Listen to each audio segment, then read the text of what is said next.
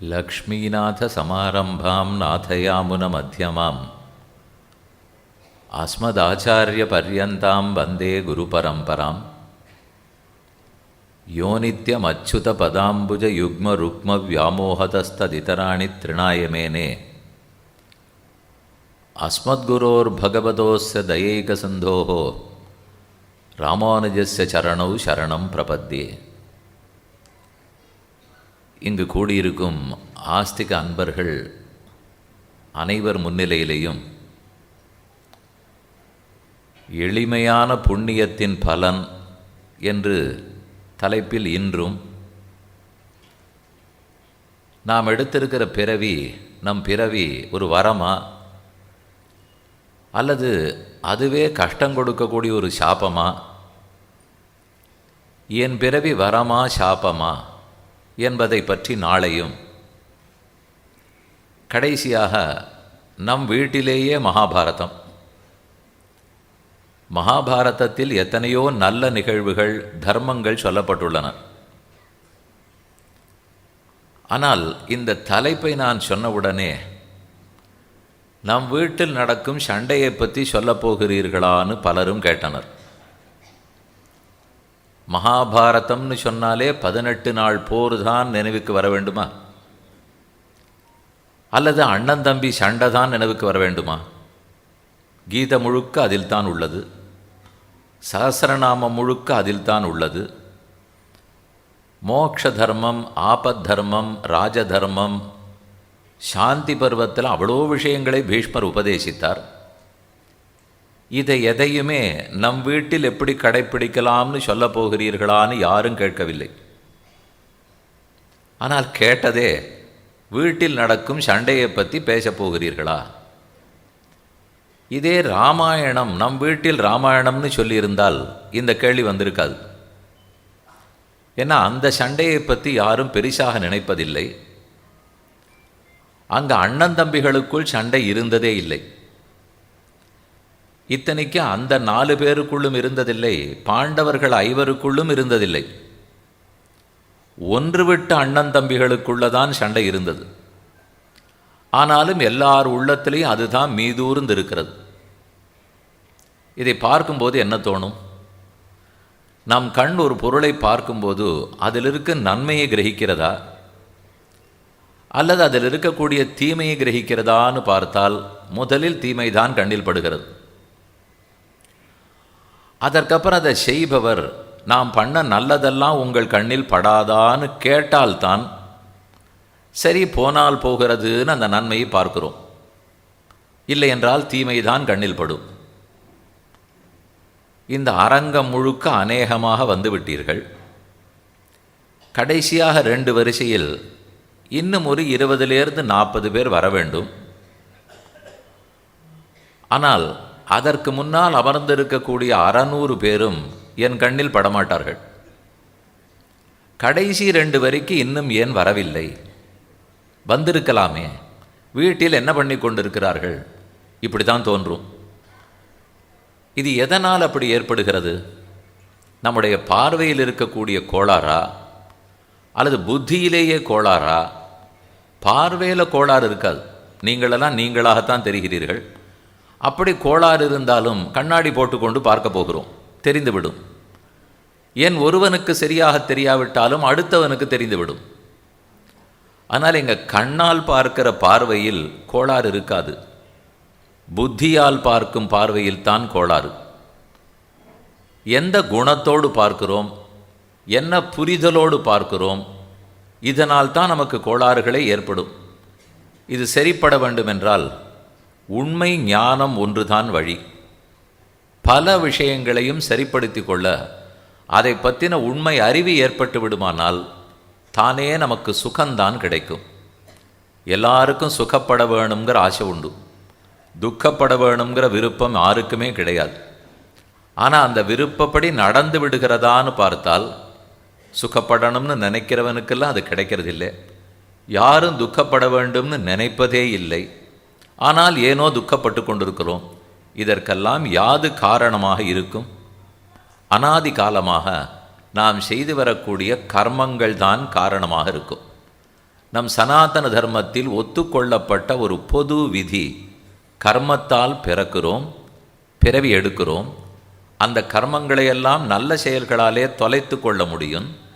அது தொலைந்த விற்பாடு இறைவனடி சேருகிறோம், திரும்ப பிறப்பதில்லை. இது ஒரு எளிமையான தத்துவம்னு வச்சுங்க. ஆனால் இதை போலத்தான் உலகத்தில் இருக்கிற எல்லா மதங்களும் இருக்குமான்னு கேட்டால் இல்லை. கர்மங்களையே ஒத்துக்கொள்ளாமல் ஏதோ காரணத்தாலே பிறக்கிறோம், காரணம் எதுன்னு தெரியாது. பிறந்த இடத்தில் முடிந்து விட்டோமானால் அதற்கப்புறம் கர்மங்கள் எதுவும் தொடராது. இப்படித்தான் பல மதங்களும் சொல்லும். இந்த சரீரம் வேறு ஆத்மா வேறுங்கிறத சனாதன தர்மந்தான் ஏற்றுக்கொள்கிறது. அது உண்மையும் கூட. ஆனால் பாக்கி இருக்கிற பலரும் கண்ணால் காணக்கூடிய உடலே தான் எல்லாம். அந்த உடல் அழிந்து விட்டதென்னால் அதற்கப்புறம் மிச்சம் மீதி எதுவும் இல்லை இப்படின்னு தான் நினைத்து கொண்டிருப்பார்கள். இதில் இருக்கக்கூடிய சிரமங்கள் என்ன, கர்மங்கள்ங்கிறது எவை, பாவம்னா என்ன, புண்ணியம்னா என்ன, எப்படி நாம் எளிய புண்ணியங்களை சம்பாதிக்கலாம், ஒருத்தர் செய்த புண்ணியத்துக்கு அடுத்தவருக்கு பலன் கிடைக்குமா, ஒருத்தர் பாவம் பண்ணினால் மற்றொருத்தர் பாவத்தின் பலனை அனுபவிப்பாரா, நாம் நினைத்து கொண்டிருப்பது தான் புண்ணியங்களா, நாம் நினைப்பது தான் பாவமா, அல்லது அதை தாண்டி ரிஷிகளும் ஆச்சாரியர்களும் இன்னும் நிறைய விஷயங்களை பாப புண்ணியங்கள்னு சொல்லி இருக்கிறார்களா, இவற்றையெல்லாம் பார்ப்போம். சுருக்கமாக பார்ப்போங்கிறதுக்கு தான் கூடியிருக்கிறோம். 3 நாள் தலைப்பு சொன்னேன். அதில் இன்னைக்கு பார்த்து கொள்ள வேண்டிய தலைப்பு எளிய புண்ணியத்தின் பலன். புண்ணியங்கிறது என்னன்னு தெரிந்து கொள்ள வேண்டும். எளிமையான புண்ணியம் எதுன்னு தெரிய வேண்டும். அதற்கு பலனை எப்படி அனுபவிக்கலாம்னு தெரிய வேண்டும். இங்கே வந்திருக்கிற எல்லாருக்கும் எதில் ஆசை இருக்கும்? புண்ணியம் பண்ணணும்னு ஆசை இருக்கும். அதை காட்டிலும் அந்த புண்ணியத்துக்கு இருக்கிற பலன் வேணும்னு ஆசை இருக்கும். யாருமே வேலைக்கு போகணும்னு சொல்லுவார்கள். வேலைக்கு போவதற்காகவா போகிறோம்? 1ஆம் தேதியானால் சம்பளம் வர வேண்டும்னு போவோம். யாருமே குளிக்கிறோம், குளிக்க வேண்டும் என்பதற்காக குளிக்கிறோம். உடம்பு அழுக்கு போக வேண்டும், நாற்றம் எடுக்கக்கூடாதுங்கிறதுக்காக குளிக்கிறோம். 2 நாள் குளிக்கவில்லை என்னால் வேண்டாம். 1 நாள் குளிக்கவில்லை என்றாலும் உங்களுக்கு பக்கத்தில் யாரோ உட்கார மாட்டார்கள் இருக்கிறதே. இதெல்லாமே கர்மங்கள் தானா? நான் குளிக்கிறதோ சாப்பிட்றதோ தூங்குவதோ இவைகளும் கர்மங்கள் தானா? அல்லது இதை தவிர கர்மங்கள்னு வேற ஏதானும் இருக்குமா? நல்ல செயல்கள்னா என்ன, தீய செயல்கள்னா என்ன, அதை எப்படி சம்பாதிக்க முடியும்? இதை விட ஒரு பெரிய சந்தேகம் வரும். நான் எந்த நல்ல காரியத்தை பண்ணாலும் அது 2 நிமிஷம் 5 நிமிஷத்தில் முடிந்து விடும். ஒரு கோமாதா பசுவுக்கு புல்லு கட்டு கொடுன்னு ஒருத்தர் சொல்லுகிறார். அதை வாங்கி கொண்டு போய் பசுவுக்கு கொடுக்கறதுக்கு 10 நிமிஷம் ஆகுமா? அந்த 10 நிமிடங்களில் செய்யப்பட்ட கர்மம் முடிந்து விட்டது. ஆனால் அதற்கு இருக்கிற பலத்தை அனுபவிக்கிறதுக்கு பல வருஷங்கள் பிடிக்கலாம். அது தொடங்குவதற்கும் பல வருஷங்கள் ஆகலாம். எனக்கு அதனால் ஏற்படக்கூடிய பலன் அதை அனுபவிக்கிறதுக்கும் பல வருஷம் ஆகலாம். நான் ஒருத்தருக்கு இப்போ புல்லுக்கட்டு பசுமாட்டுக்கு கொடுத்தேன். அதுக்கு பலத்துக்கு இன்னும் 10 வருஷம் கழித்து கூட பலன் கிடைக்கலாம். அந்த பலத்தை எவ்வளவு நாள் அனுபவிக்கலாம்? 10 ஆண்டு அனுபவிக்கலாம். அப்போ இதே நிமிஷத்தில் செய்த கர்மம் முடிந்து விட்டது, புண்ணியம் தொலைந்து விட்டது. ஆனால் அதற்கு இருக்கிற பலன் வெகு நாட்கள் கழித்து தொடங்கி வெகு நாட்களுக்கு தொடருகிறதே. அப்போ சட்டுன்னு பலன் கிடைக்காதா? அப்படி கிடைத்தா தானே யாருக்குமே நம்பிக்கை வரும். பொதுவாக நான் செய்யக்கூடிய செயலுக்கு பலன் உடனே கிடைக்குமானால் அதில் தான் மக்களுக்கு நம்பிக்கை இருக்கும். நாள் கழித்து பலன் கிடைக்கும்னு சொன்னாலே ரொம்ப நம்பிக்கை வராது. ஆங்கில மருத்துவத்துக்கும் ஆயுர்வேத மருத்துவத்துக்குமே இது பெரிய வித்தியாசம் தெரியுமோ? இப்போ சட்டுன்னு உடம்பு சரியாக போக வேண்டும், ஏதோ எனக்கு சரியில்லை, கீழே விழுந்தேன், அடிபட்டது, எலும்பு முறிவு அப்படின்னுட்டு ஒரு ஆங்கில மருத்துவர் இடத்துல போனால் உடனே ரணச்சிகிச்சை, உடனே மருந்து, 4 நாளில் வீட்டுக்கு போகலாம், முதல் நாளே நடக்க வைக்கலாம். ஆனால் இதெல்லாம் ஆயுர்வேதத்தில் பண்ணுவார்களா? நீ முதல்ல இருந்து ஒழுங்காக வாழ கற்றுக்கணும், நல்ல பழக்க வழக்கங்களோடு இருக்க வேண்டும். நான் குடிக்கிற குளிக்கனையோ கஷாயத்தையோ ஒரு 3 மாதத்துக்கு சாப்பிட வேண்டும். 3 மாதத்துக்குள்ளே நமக்கு உலகமே கலியுகம் முடிஞ்சே போயிடுமோன்னு பயம். அவ்வளோ வேகமாக நாம் யோசிக்கிறவர்கள். இவர் 3 மாதத்துக்கு கஷாயம் கொடுன்னா நம்ம சாப்பிடுவோமா? ஆனால் ஆயுர்வேதம் ரொம்ப நல்ல மருந்து தான். ஆங்கிலத்தில் இருக்கக்கூடிய பக்க விளைவுகள் இருக்கத்தான் போகின்றன. இருந்தாலும் அதுக்கு கூட்டமாக போகிறோமே, இதுக்கு அந்த கூட்டம் வரலையே. ஒருவேளை ஆங்கில மருத்துவத்துக்கு போயிட்டு முடியாட்டா தான் ஆயுர்வேதம் வருவார்களா? 2த்துலேயும் இருக்கக்கூடிய நன்மைகள் இருக்கின்றன. ஆனால் நமக்கு இதில் நம்பிக்கை வருது, இதில் அவ்வளவா ஆதரவு காட்டுறது இல்லையென்னால் கைமேல் பலன். அதுதான் பெரிய வித்தியாசம். உடனடியாக பலன் கிடைக்குமானால் யாரும் செய்வோம். ஆனால் அதை போல் எல்லாத்துக்கும் உடனடியாக பலன் கிடைக்காது. இப்போ விதைக்கிறோம், அதுக்கு அறுவடை பண்ணுறதுக்கு இத்தனை மாதம் கழித்து தான் வரும். அது அரிசியாக இருக்கட்டும், நெல்லாக இருக்கட்டும். இப்போ விதைத்தோம்னு சொன்னால் உடனே கிடச்சிடுமா? அதே போல் கர்ப்பவதியாக ஒரு பெண்ணு கர்ப்பம் தரித்தாள். 10 மாதம் காத்திருந்தால் தானே குழந்தை பெறுவதற்கு முடியும். அப்போ பல விஷயங்களை தேக்கு மரம் நடுறோம்.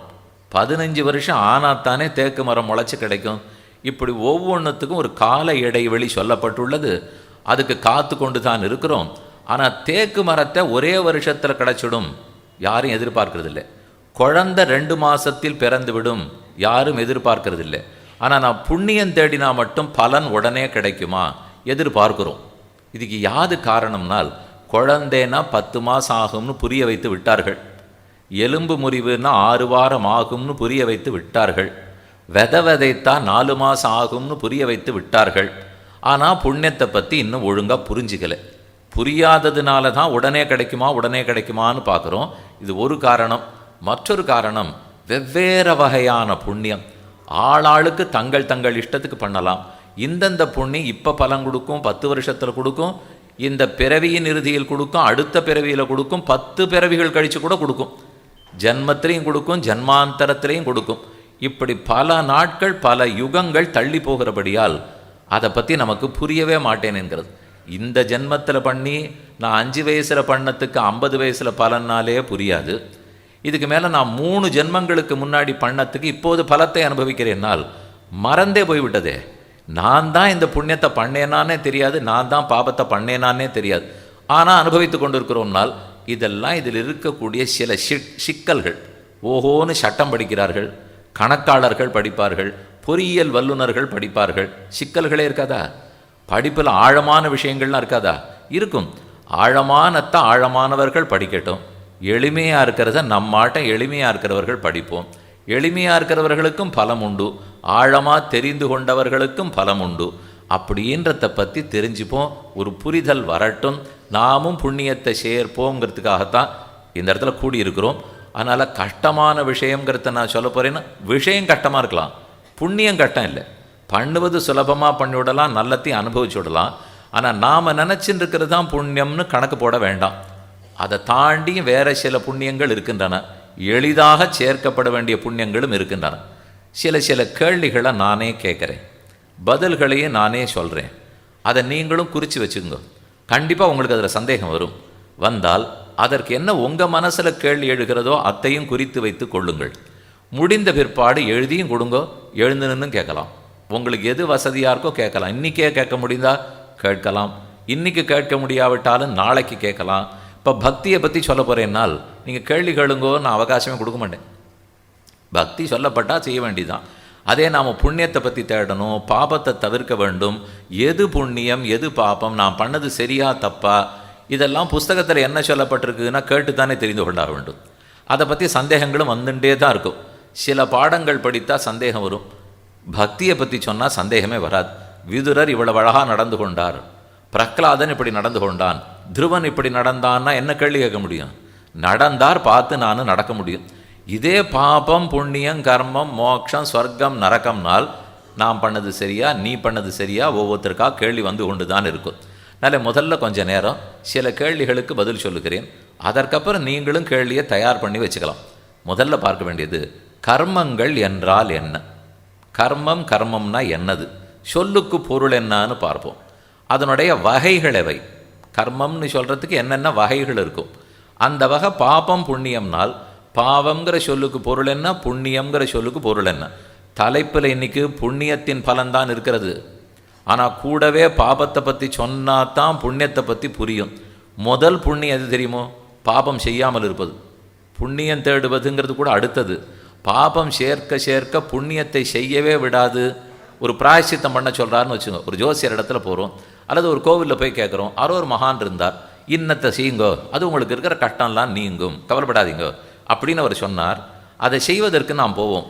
ஒரு 4 நாள் கழித்து அவர்கிட்டயே திருப்பி, நான் அந்த இடத்துக்கு போகிறதுக்குள்ளேயே போக முடியலே, ஒரே மழை வந்து விட்டது, வண்டி காடிகள் எல்லாம் செல்லவே இல்லை, அந்த பிராயச்சித்தை என்னால் பண்ண முடியலையே, இதற்கு என்ன பண்ணலாம்னு திரும்ப அவருக்கு தொலைபேசியில் கேட்போம்.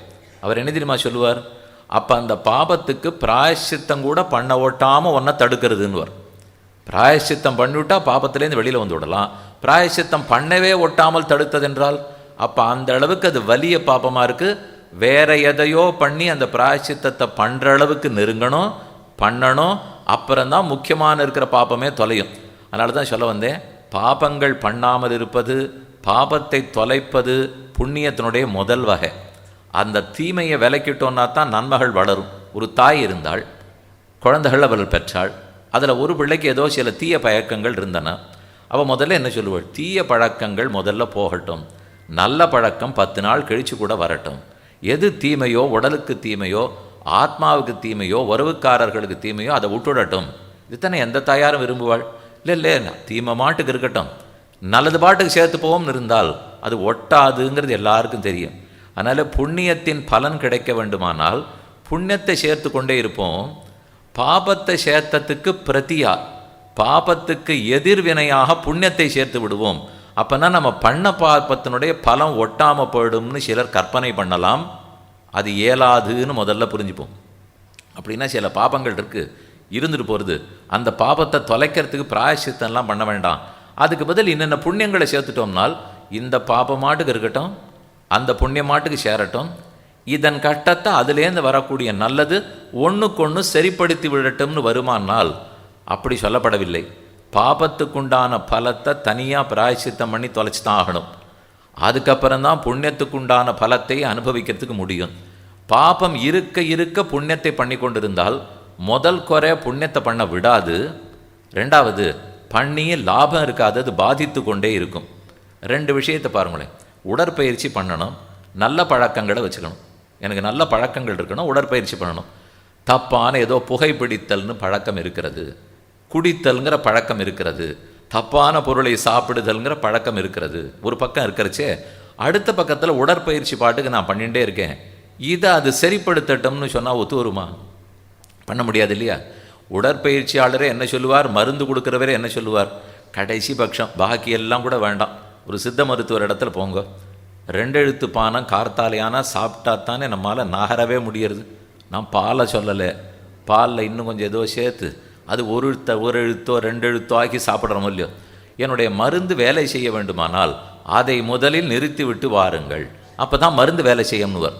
பல பேர் மருந்தே வேண்டாம்னுட்டு கிளம்பி போயிடுவார். இதை விடுறதை விட அதுதான் எனக்கு சொர்க்கமே, வாழ்க்கையில் நான் புண்ணியத்தினுடைய பலம் அனுபவிக்கிறேன்னா இந்த காலங்காலத்தால் சாப்பிட்றது தான். அதை போய் நிறுத்தி விட்டு நீங்கள் வர சொல்கிறீங்களே, வேண்டவே வேண்டான்னுவார்கள். ஆனால் வேலை செய்யாது. அதனால தான் பாபத்தை பிராயசித்தம் பண்ணி தீர்த்து கொண்டு பின்னர் புண்ணியத்தை தேடுவோமானால் அந்த புண்ணியத்தினுடைய பலத்தை அனுபவிக்கலாம். இது சின்ன பாபமாக இருக்குது, நான் பெரிய புண்ணியமாக பண்ணுறேன், இது பெரிய பாபமாக இருக்குது, நான் சின்ன புண்ணியமாக பண்ணிக்கிறேன், இந்த மாதிரி கணக்கெல்லாம் ஒத்து வராது. பாபத்தை தனியாகத்தான் தீர்த்தாக வேண்டும், புண்ணியத்தை தனியாகத்தான் சேர்த்தாக வேண்டும். அந்த புண்ணியத்தை நான் சேர்க்கறதுக்கு முயற்சி ஆரம்பிக்கும் போதே பாபத்தின் பலன் தொலைந்தாதான், இந்த பாதிப்பு போனாதான் அதுவே கிடைக்கும். வெளிச்சம் வருகிறது, இருட்டு விலக வேண்டும். வெளிச்சம் வர வர வர இருட்டு போயிட்டே இருக்கும். அதை போல் புண்ணியம் வர வர வர பாப்பம் போகுமான்னு நினச்சிக்க வேண்டாம்.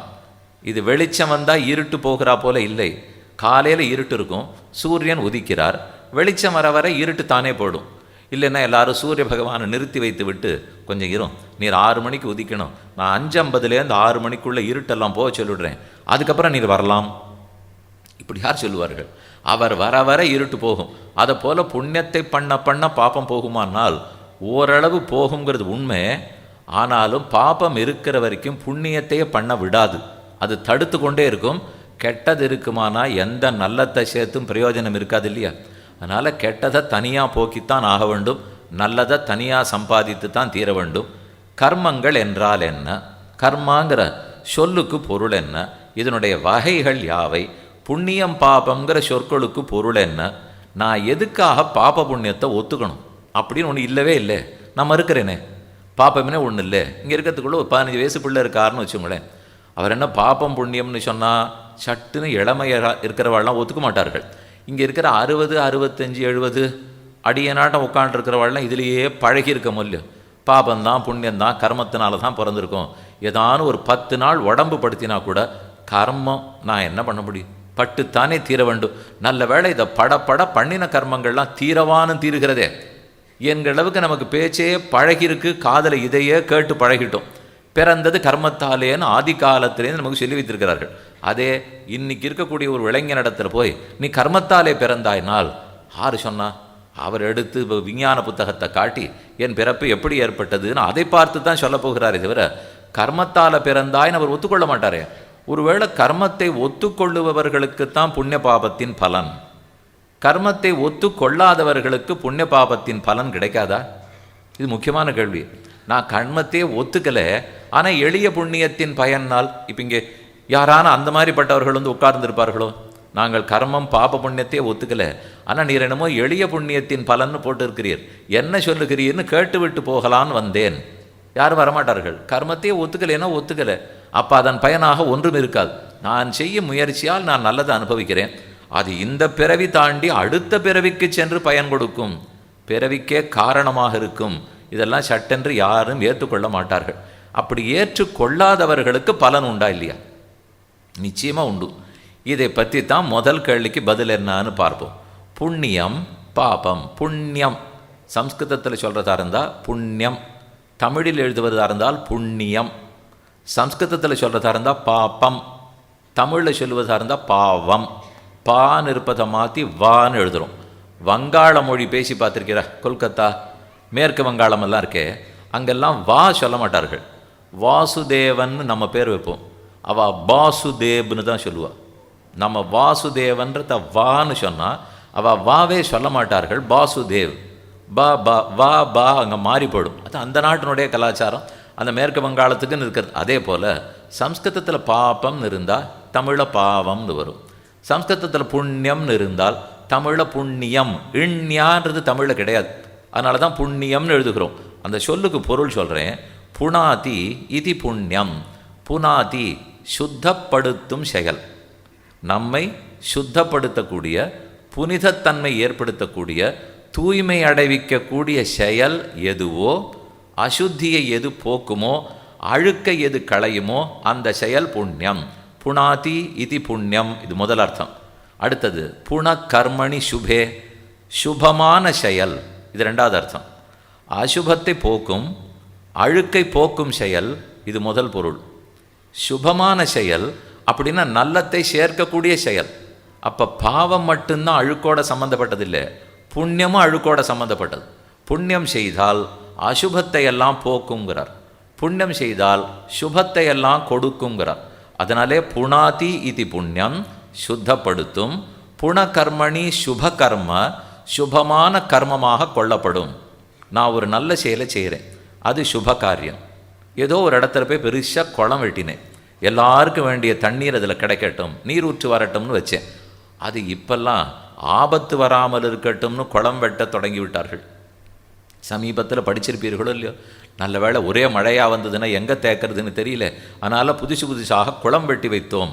தண்ணீர் வேணுங்கிறதுக்காக, நாளைக்கு சித்திரை மாதத்தில் வெயில் காய போகிறதே நமக்கு தண்ணீர் வசதி வேணுங்கிறதுக்காக குளமா, அல்லது கார்த்திகை மாதத்தில் ஆபத்து வந்துடக்கூடாதுங்கிறதுக்காக குளமா? ரெண்டும் சொல்லலாம் இல்லையோ. ஆபத்து அகலுவதற்கும் எந்த குளமோ, நல்லது ஏற்படுத்துவதற்கும் அதே குளம்தான். அதே போலத்தான் இந்த புண்ணியங்கிறது ஆபத்தை போக்குற, அசுபத்தை போக்கக்கூடிய செயலாகவும் இருக்கும், சுபத்தை கொடுக்கக்கூடிய செயலாகவும் இருக்கும். இதெல்லாம் இவ்வளவு நேரம் சொன்னது நாம் செய்யும் செயல்கிற அர்த்தத்தில். இதேட நேர் எதிராகனா நேர் மாறுபட்டதாக இன்னொன்று சொல்லப்பட்டிருக்கு. புண்ணியம்னு சொன்னால் பகவானுடைய உள்ளத்தில் என்னை குறித்து ஏற்படக்கூடிய அனுக்கிரகம், பகவான் உள்ளத்தில் என்னை பற்றி ஏற்படக்கூடிய பிரீத்தி, ஒரு அன்பு, என்னை பற்றி நல்லதாக அவர் நினைத்து கொள்கிறார். இதைத்தான் புண்ணியங்கிறார்கள். ஓ, நான் செஞ்சது புண்ணியம் இல்லையானால் உண்மைதான். நான் செஞ்ச செயலை பார்த்து அது எனக்கும் நன்மை தருவதாய், உலகத்துக்கு நன்மை தருவதாக இருந்தால் அதனால் பெருமாளுடைய திருவுள்ளம் ஆனந்தப்படுமா இல்லையா? அந்த ஆனந்தத்தை தான் புண்ணியம்னு சொல்கிறார்கள். புண்ணியா புண்ணியவ் ஈஸ்வர பிரீத்தி கோபோன்னு சொல்லுவார்கள். புண்ணியம் பாபம், பகவானுடைய பிரீத்தி, பகவானுடைய கோபம். நான் நல்ல செயல்களாக செய்கிறேன், அந்த செயல் இப்போவே பட்டுப்படும், செயல் நிற்காது. ஒருத்தருக்கு தானம் கொடுத்தேன், வஸ்திர தானம் வேணும் கொடுத்தேன், சொர்ணதானம் வேணும் செய்தேன், படிப்புக்கு செலவு வேணும்னு கேட்டார்கள் கொடுத்தேன், தண்ணீர் இல்லாமல் தவித்து கொண்டிருந்தார் கொடுத்தேன். இந்த தானத்தை எல்லாம் பண்ண பண்ண தானம்ங்கிற செயல் அதே நிமிஷம் பட்டு போகும், நிற்காது. நமக்கும் தெரியாது, அவருக்கும் தெரியாது. கொடுத்தவர் முகத்தையே 10 வருஷத்தில் மறந்து போடுவோம். யார் கொடுத்தாருங்கிறத வாங்கினவனும் 10 வருஷத்தில் மறந்து போடுவான். ஆனால் கொடுக்கப்பட்ட தானம் அதன் பலன் மட்டும் மறக்காமல் இருக்கும். எனக்கே கொடுத்தது மறந்து போயிருக்கும். சாதாரணமாக கொடுக்கறத நினைவு வச்சுக்கக்கூடாதுன்னுவார்கள். வலக்கை கொடுத்துருந்தா கூட இடக்கை நினைவு வச்சுக்கூடாது. ஒரு கோவிலுக்கு பசுமாடு தானம் பண்ணியிருக்கோன்னு வச்சுங்க. அவரவா அப்பாவோ அம்மாவோ இறந்த போது 13ஆம் நாள் காரியம் 16ஆம் நாள் காரியம்னா கோதானம் பண்ணுறதுன்னு வழக்கம் வச்சுருப்பார்கள். கோதானம் பண்ணிட்டோம். அது ஒரு மட்டத்துக்கோ ஆசிரமத்துக்கோ ஏதோ ஒரு பெரிய ஒரு வீட்டுக்கு ஓட்டி விட்டுருப்போம். நம்ம அப்படியே அந்த பக்கமாக போகிறச்ச கோவிலில் அந்த மாடு கண்ணில் படும். அது தர்மசாஸ்திரம் சொல்கிறது, நீ கொடுத்த மாடுன்னு உனக்கு நினைவு வரக்கூடாதுங்கிறது. வரக்கூடாதுன்னா நான் என்ன சுவாமி பண்ண முடியும்? அதை பார்த்த உடனே நான் இங்கே வாங்கினேன் அங்கே வாங்கினேன் எவ்வளோ கொடுத்து வாங்கினேன் அப்படி தான் எனக்கு ஞாபகம் வரும்னா நம்மளே மறக்கணும்னு நினச்சாலும் அங்கே மாட்டை பார்த்துக்க இருக்க பாருங்க, அவர் சும்மா இருக்க மாட்டார். நான் அந்த இடத்த தாண்டறதுக்குள்ள சாமி இங்கே வாங்குவோம்னு வரும். நானே அந்த பக்கம் போக வேண்டாங்கிற நினைவோடு போயின்னு இருப்பேன். அவர் என்னை மேலே போக விடாமல் கிட்ட கூப்பிட்டு நீங்கள் கொடுத்தீர்களே ஞாபகம் இருக்கிறதா இல்லையான்னு வேற என்கிட்ட அவர் நிச்சயப்படுத்திப்பார். வேற வினையே வேண்டான்னு அர்த்தம். அதனால் அதை நாம் நினைவு கூட வச்சுக்கூடாது, முடிஞ்சிடணும். செய்த செயல் முடிந்து விட்ட போது அதற்கு பலன் மட்டும் அப்புறம் கிடைக்குங்கிறத யார் ஞாபகம் வச்சுக்கிறது? இது ஒரு கேள்வி. அத்தோட கூடவே இருக்கக்கூடிய மற்றொன்று, ஒருவேளை நான் என்னுடைய கடைசி நாள், ஒருத்தர் 85 வயசு வாழ்ந்தார், இதுதான் அவருடைய கடைசி நாள்னு வச்சுக்கோ. அவருக்கு கடைசி நாள் வரைக்கும் புண்ணியம் சேர்க்கணும்னு ஆசை. அன்னைக்கு ஏதோ ஒரு தானம் பண்ணார். அந்த தானத்துக்கு பலத்தை அவர் மறுநாள் தான் கிடைக்க போகிறது. ஆனால் அன்னைக்கு அவருக்கு பிராணன் பிரிந்து விட்டது. அன்னைக்கு உடம்பு கீழே விழுந்துடுது. அந்த சுவாமி அப்புறம் என்ன கேட்பார்? நான் எதுக்காக பண்ணேன்? கடைசி நாள் அன்னைக்கு சேர்த்துருந்தா கூட அதை நான் அனுபவிக்கணுமா இல்லையா? இது சட்டத்திட்டத்தின் படிக்கு கடைசி நாள் ஒருத்தர் திருடி இருந்தால் சட்டத்தின் படிக்கு மறுநாள் தண்டனை கொடுக்க முடியாது. அவர் தான் இல்லையே. அவர் யார் பண்ணாரோ அவர் இருந்தால்தான் தண்டனையோ பரிசோ ரெண்டும். இதுதான் நாட்டினுடைய சட்டம் சொல்லும். ஆனால் இந்த பாப புண்ணிய தர்ம சட்டம் அப்படி இல்லை. நாட்டினுடைய சட்டமாக இருந்தால் தப்பு பண்ணியிருந்தாலும் கடைசி நாள் பண்ணால் மறுநாள் இருக்க மாட்டோம். நல்லது பண்ணியிருந்தாலும் கடைசி நாள் பண்ணால் மறுநாள் அனுபவிக்கிறதுக்கு இருக்க மாட்டோம். ஆனால் ஆபஸ்தம்பர் சொன்ன தர்மசாஸ்திரமோ கௌதம தர்மசாஸ்திரமோ மனுஸ்மிருதியோ எதுவாக இருந்தாலும் கடைசி நாள் பண்ணதுக்கு கிடையாதுன்னு சொல்லலை. ஏனெனில் இந்த புண்ணியமும் பாபமும் தொடர்ந்து அடுத்த பிறவியை கொடுத்து அதில் நீ எத்தனை பிறவி கிடைச்சும் பலத்தை அனுபவிப்பாய்னு சொல்லும் இல்லையோ. ஆனால் இதில் நமக்கு நம்பிக்கை வந்தால் நிறைய புண்ணியத்தை கடைசி நாள் வரைக்கும் பண்ணுவோமே என்னால் வரும். ஆனால் அது எப்படிப்பட்ட நம்பிக்கையாக இருக்கணும்னால், நான்கிற ஆத்மா தொடர்ந்து பல பிறவிகள் எடுப்பேன், இப்போ இல்லாட்டா கூட அப்புறம் அனுபவிப்பேன், பண்ண புண்ணியம் வீணாக போய்விடாது, எனக்கு இல்லாட்டாலும் என் குடும்பத்தாருக்கு கிடைக்கும். இந்த தர்ம சிந்தனை இருந்து நம்பிக்கை இருந்தால் தான் கடைசி நாள் வரைக்கும் பண்ணுவோம். இல்லைன்னா என்ன செய்வோம்? 80 ஆயிட்டாலே எது கடைசி நாளோ தெரியல, அதனால் கொஞ்சம் புண்ணியத்தெல்லாம் நிறுத்திடுவோம், பண்ணிவிட்டு அனுபவிக்காமலே புரட்டு போயிட்டோன்னா என்ன பண்ணுறது? ஆகவே வேண்டாம் நிறுத்திடுவார்கள். பாபத்தையும் அதே மாதிரி நிறுத்துறமோ இல்லையோ. அப்போ மட்டும் என்ன தோணும்? கடைசி நாள் வரைக்கும் பண்ணால் தான் நம்ம போயிடுவோமே, அதனால் பலத்தை கொடுக்கறதுக்கு ஆள் இருக்காதே, அனுபவிக்க ஆள் இருக்க மாட்டேன், பண்ணுவோமேன்னு விடுவோம். புண்ணியத்தை கேட்டால் கிடைக்காதே நிறுத்திடுவோமேங்கிறான், பாபத்தை கேட்டால் தான் பலன் கிடையாதே கடைசி வரைக்கும் பண்ணுறேன்னேன்னுவான். இப்படி மாற்றி நினைத்து கொண்டு விட்டோமானால், அதனால் புண்ணியம்னா எது பாபம்னா எது, சப்தத்துக்கு புண்ணியங்கிறதுக்கு சொல்லுக்கு அர்த்தம் சொன்னேன். இது இத்தனையும் பெருமானுடைய உள்ளத்தில் எழுதப்படுகிறது. அதனால தான் அது மறக்கிறதே இல்லை. நாம் பண்ண செயல் மறந்து போய்விட்டாலும் அது பதிவு செய்யப்பட்டது எம்பெருமானுடைய திருவுள்ளத்திலாக இருந்தால் அவர் நித்தியம் தானே. நான் தான் 85 வயசுக்கு போயிடுவேன், 75 வயசுக்கு போயிடுவேன், 90 வயசுக்கு போயிடுவேன், கடவுள் போகிறது இல்லையே. அவர் உள்ளத்தில் எழுதிவிட்டால் அவரும் நித்தியமாக இருக்க போகிறார். நானும் அடுத்த பிறவி எடுக்க போகிறேன். அந்த பிறவியில் நான் பண்ண செயல்களுக்கெல்லாம் நல்லது கிடைக்கும். அந்த அடுத்த பிறவி நல்ல பிறவியாக இருக்கிறதுக்கும் புண்ணியத்தை சேர்த்தாக வேண்டும். நான் என்ன கர்மங்களை செய்கிறேனோ அதன் அடிப்படையில் தான் அடுத்தது பிறவியே கிடைக்கும். அதன் அடிப்படையில் தான் ஆயுள், அடிப்படையில் தான் ஆரோக்கியம், அடிப்படையில் தான் அழகு, செல்வம், பலம், வாழ்க்கை தரம், குடும்பத்தவர்கள் யார் கிடைக்கிறதுக்கு நாம் பண்ணியிருக்கிற பாவமோ புண்ணியமோ முக்கியமான காரணமாக இருக்குது. அதனால் அடுத்த பிறவிங்கிறது நன்றாக இருக்க வேண்டுமானால் புண்ணியத்தை செய்ய வேண்டும். அடுத்த பிறவி வேண்டவே வேண்டாம் நினைத்தாலும் புண்ணியத்தை செய்ய வேண்டும். அப்போ தான் உங்களுக்கு குழப்பமாக இருக்கும். அடுத்த பிறவி நல்ல பிறவியாக இருக்கணும்னு செய்தால் புண்ணியம் செய்யணும்னு சொல்கிறது புரியும். பிறவியே வேண்டாம்னு சொன்னால் இப்படி வேணால் சொல்லும், புண்ணியமும் வேண்டாம் பாப்பமும் வேண்டாம், ரெண்டையும் தொலைத்து விட்டால் மோட்சம் போகலாம்னு சொன்னால் புரிகிறது. அப்படி இருக்கும்போது ஏன் பிறவியே வேண்டாங்கிறவர் ஏன் புண்ணியத்தை பண்ணணும்னால், பிறவி வேண்டாம்னா அந்த தன்மை யார் கொடுக்க போகிறார்கள்? பிறவியற்று முக்தி பெற வேண்டும். அந்த முக்தியை ஒருத்தர் கொடுத்தாக வேண்டும். கொடுக்கிற கடவுளுடைய திருவுள்ளத்தில் என்னை பற்றி அன்பு வரணும், ஆசை வரணும், தயை வரணும், கருணை வர வேண்டும். அப்போ தான் இவனுக்கு இருக்கிற எல்லாத்தையும் தொலைச்சி மோட்சம் கொடுக்கலான்னு அவர் ஆசைப்படுவார். அப்போ அவர் திருவுள்ளத்துக்கு நான் ஆனந்தம் கொடுக்கணுமா இல்லையா? அந்த மகிழ்ச்சி, அந்த ஆனந்தப்படுத்துவது தானே என் புண்ணியம். நான் புண்ணியத்தை பண்ண பண்ண பகவான் ஆனந்தப்படுகிறார். அவர் ஆனந்தப்பட்டு விட்டால் நான் மோட்சத்தை கேட்டாலும் முக்தி கேட்டாலும் கொடுத்துட போகிறார். இதற்காக புண்ணியம் பண்ணியாக வேண்டும். இல்லை எனக்கு முக்தியிலெல்லாம் இஷ்டம் இல்லை, அடுத்த பிறவி இதை விட நன்றாக பிறக்க வேண்டும் என்றாலும் புண்ணியம் செய்து தான் ஆக வேண்டும். பிறவியே வேண்டாம்னு சொன்னால் புண்ணியம் வேண்டாம்னு நினைக்கக்கூடாது. பிறவியே வேண்டாம்னா அதை கொடுக்க வேண்டியவர் பகவான். அவருக்கு நான் புண்ணியம் பண்ணால் தான் பிடித்தமாக இருக்குது, சந்தோஷமாக இருக்குது, அதுக்காக நான் புண்ணியம் பண்ணித்தான் ஆகணும். பிறவி வேணும்னாலும் அடுத்த பிறவி நல்ல பிறவியாக இருக்க வேணும் என்றாலும் புண்ணியம் பண்ணித்தான் ஆக வேண்டும். ஆக மொத்தத்தில் எப்படியும் புண்ணியத்தை பண்ணியாகணும். பாபத்தை பண்ணக்கூடாதானால் பண்ணால் பகவானுக்கு பிடிக்காது, அதனால் பண்ணக்கூடாது. பண்ணால் அடுத்த பிறவி இன்னும் மோசமாக போடும். இப்போவே மோசமாக தான் இருக்குது, இதுக்கு மேலே இன்னும் வேற சேர்த்து பண்ணோம்னால் அடுத்த பிறவி இன்னும் மோசமாகும். அதற்காக பண்ணக்கூடாது. எந்த வகையில் பார்த்தாலும் பாபங்கள் தவிர்க்கப்பட வேண்டும், புண்ணியங்கள் சேர்க்கப்பட வேண்டும். புண்ணியங்கிறதுக்கு 3 அர்த்தம் சொன்னேன். ஒன்றும் அசுபத்தை போக்கக்கூடியது, அழுக்கை நீக்கக்கூடியது. 2வது சுபகர்மா, சுபத்தை எல்லாம் கொடுக்கக்கூடியது, மங்களத்தை கொடுக்கக்கூடியது.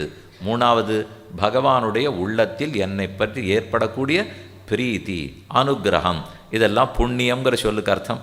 பாபங்கிறது பிபதி கர்த்தாரம் இது பாபம். பாப ப பிபதி, பிபத்தினா குடிக்கிறது, உண்ணுகிறதுன்னு அர்த்தம். இந்த காரியத்தை பண்ணக்கூடியவனை இது சாப்பிட்டே விடுகிறது. இந்த காரியத்தை யார் ஒருத்தர் பண்ணுறாரோ அவர் அந்த பாவம் சாப்பிட்டுடும். சாப்பிட்டுடும்னா என்ன? அழித்து விடும்னு பொருள். ஒரு பொருளை சாப்பிட சாப்பிட அந்த பொருள் இருக்காது இல்லையா, அது அழிஞ்சு போயிடுமே. அதை போல் யார் இந்த பாவத்துக்கு கர்த்தாவோ அவனையே அந்த பொருள் அழித்து விடும், அந்த பண்ண செயல் அழித்து விடும். அதனால் பாபங்கிறது செய்யக்கூடாதுங்கிறார்கள். துக்கப்பட வைக்கும், நரகத்தை கொடுக்க வைக்கும். இது எல்லாமே அதுக்கு இருக்கிற கஷ்டம். அப்போ பாவச் செயல்னு சொன்னால் சுபத்தை போக்கிவிடும், அசுபத்தை கொடுக்கக்கூடிய செயல். இன்னும் 3வது பெருமானுடைய திருவுள்ளத்தில் ஒரு வெறுப்பை, கோபத்தை ஏற்படுத்தி விடும். பகவானுடைய உள்ளத்தில் இருக்கக்கூடிய கோபம், என் பேரில் அவர் கோபப்பட்டார்னா அதுவே பாபம், என் பேரில் அவர் அருளோடு இருந்தார்னா அதுவே புண்ணியம். கூரத்தாழ்வான்னு ஒரு மகான் ராமானுஜர் வாழ்ந்த காலத்தில் அவருக்கு சிஷ்யராக இருந்தார்.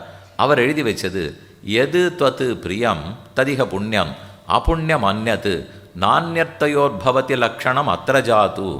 அழகான ஸ்லோகம். எது உன்னுடைய உள்ளத்துக்கு பிரியத்தை கொடுக்கறதா இருக்குமோ, சந்தோஷத்தை கொடுப்பதாக இருக்குமோ, அதெல்லாம் புண்ணியம். அவர் நாம் செய்யும் செயல் புண்ணியம்னு கூட சொல்லலை. நான் செய்கிற செயலால் உன் திருவுள்ளத்தில் பிரீத்தி ஏற்பட்டதென்றால் புண்ணியம். நான் செய்யும் செயலால் உன் திருவுள்ளத்தில் கோபம் ஏற்பட்டதென்றால் பாபம். தனித்து நான் எங்கிட்ட கணக்கை வச்சுக்கவே இல்லை. அவர் ஆசைப்பட்டார்னா, எங்கிட்ட அன்பாக இருந்தார்னா புண்ணியமா. அவருக்காக பண்ணப்பட்டது எல்லாமே புண்ணியமாக தான் இருக்குமா. ஒரு சின்ன கதை மட்டும் சொல்கிறேன். தொட்டியன் திருநாராயணபுரம்னு ஒரு ஊர். ஸ்ரீரங்கத்திலேருந்து சேலம் போகிறேன்னு வச்சுங்க. திருச்சியிலேருந்து சேலத்துக்கு போகிறோம். நாமக்கல் வருமா? நாமக்கல்லை தாண்டி இப்போ சேலத்துக்கு போகிறோமா? அதுக்கு முன்னாடி தொட்டியம்னு ஒரு ஊர் போட்டிருப்பா. அதுக்கு திருநாராயணபுரம்னு ஒரு பேர். திருநாராயணபுரம்ங்கிறது மேலக்கோட்டை, கர்நாடகத்தில் பாண்டவபுரா மாண்டியாவுக்கு பக்கத்தில் இருக்கிறது மேல்கோட்டை. அதுதான் பிரதானமான திருநாராயணபுரம். அங்கே செல்லப்பிள்ளைன்னு பெருமாள் எழுந்தருளி இருக்கிறார். இப்போ நான் சொல்லிட்டு இருக்கிறது சிற்றூர். அங்கேயும் பெருமாள் ரொம்ப ஆச்சரியமாக இருப்பார். அந்த பெருமாளை தரிசிப்பதற்காக ஒரு அரையர் சுவாமி ஒரு நாள் போயிருக்கார். நான் சொல்கிறதெல்லாம் 1000 வருஷத்துக்கு முன்னாடி, இன்னைக்கு இல்லை. அரையர் சுவாமி ஒருத்தர் போயிருக்கார். அவர் தினப்படி பெருமாள் முன்னாடி பாட்டு இசைப்பவர், தாளந்தட்டி ஆழ்வார்களுடைய பாசுரங்களையெல்லாம் பாடக்கூடியவர். என்னமோ தெரியாது, யாரோ சில விஷமிகள் அந்த பெருமானுடைய திருமேனிக்கு நெருப்பிட்டு விட்டார்கள். திருமேனின்றது விக்கிரகம், விக்கிரக வடிவத்துக்கு நெருப்பு வச்சுட்டா. எப்படியோ காப்பாற்றி ஆகணும் அப்படின்னு இவர் நேர போனார். அந்த திருமேனியை கட்டி கொண்டார். நெருப்பத்தினு இவர் உடம்பில் பிடித்து கொண்டது, எரிந்து சாம்பலாகி போனார். இவரை காப்பாற்றணுங்கிறதுக்காக மனைவி மேலே விழுந்தார். அம்மாவை காப்பாற்றணுங்கிறதுக்காக பிள்ளை மேலே விழுந்தான். எல்லாருமே எரிந்து போய்விட்டனர். சரி, இதனால் என்ன, இது தப்பு இல்லையா? முதல்ல ஆத்மஹத்தி பண்ணிக்கக்கூடாது. ஆத்மஹத்தினா தற்கொலை. தற்கொலை பண்ணுவது பெரிய பாபம்னு சொல்லப்பட்டிருக்கு. இப்போ இவர் பண்ணிட்டது தற்கொலையா இல்லையா? நெருப்பில் விழுந்தால் உடம்பு போயிடும், உயிர் பிரிந்து விடும்னு தெரியுமா தெரியாதா? தெரிஞ்சு செய்தார்னா தானே தற்கொலை. இனத்தை நான் என்ன உடம்புக்கு நெருப்பு வச்சுன்னா தற்கொலை தானே. தூக்கு போண்டேன்னா தற்கொலை தானே. ஏன் உயிர் பிரியறதுக்கு நான் எதை பண்ணாலும் அது தற்கொலை தானே. இவர் உயிர் பிரியறதுக்கு தானே பண்ணியிருக்கார். அப்போ தற்கொலையான்னு கேட்டால் இதே இவர் பெருமானை காப்பாற்றுவதற்காக இல்லாமல் வேற எத்தை பண்ணுறதுக்காக அந்த தப்பை பண்ணியிருந்தாலும் பாவம்தான். ஆனால் இது பகவானை ரட்சிக்கிறதுக்காக எது துவத்து பிரியம், அவர் பொருட்டும் அவன் அடியார் பொருட்டும் செய்யப்படுவதாக இருந்தால் அது புண்ணியமாகத்தான் கணக்கிடப்படுகிறதுன்னு தர்மசாஸ்திரம் சொல்கிறது. எத்வத் பிரியம், உனக்காக பண்ணப்பட்டது எதுவாக இருந்தாலும் புண்ணியம், உனக்கு ஆனந்தம் கொடுக்க போவது எதுவாக இருந்தாலும் புண்ணியம்.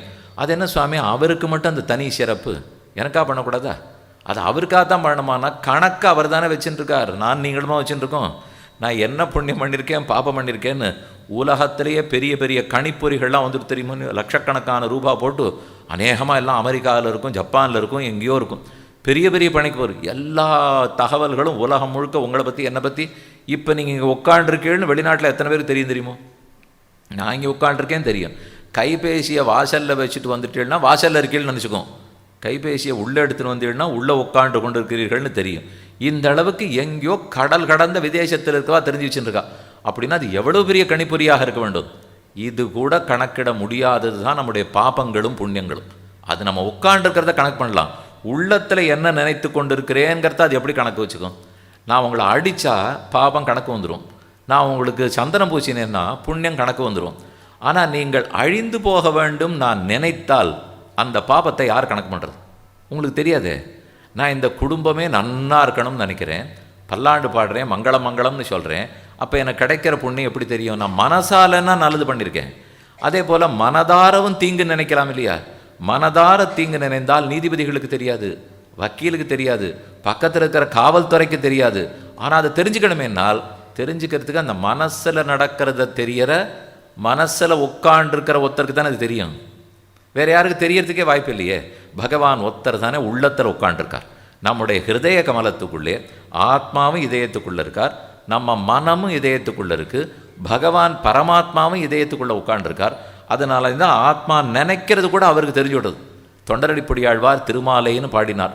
உள்ளுவார் உள்ளித்தெல்லாம் உணரிந்தருதி என்று வெள்கிப்போ என்னுள்ளே நான் விலவரச் சிரித்திட்டேனேன்னு போசல்.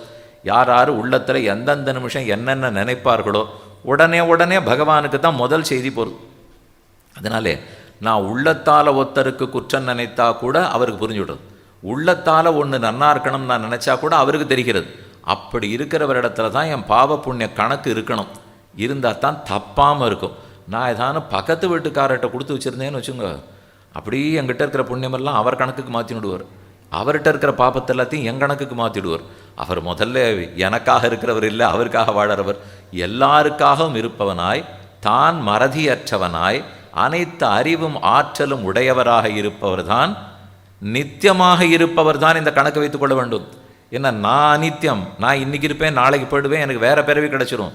ஆனால் நான் போன பிறவிலையும் முன் பிறவிகளில் என்னென்ன பண்ணேங்கிறத மொத்தம் கணக்கு வச்சுக்கிற ஆற்றல் ஒருத்தர் இடத்துல இருக்கணும்.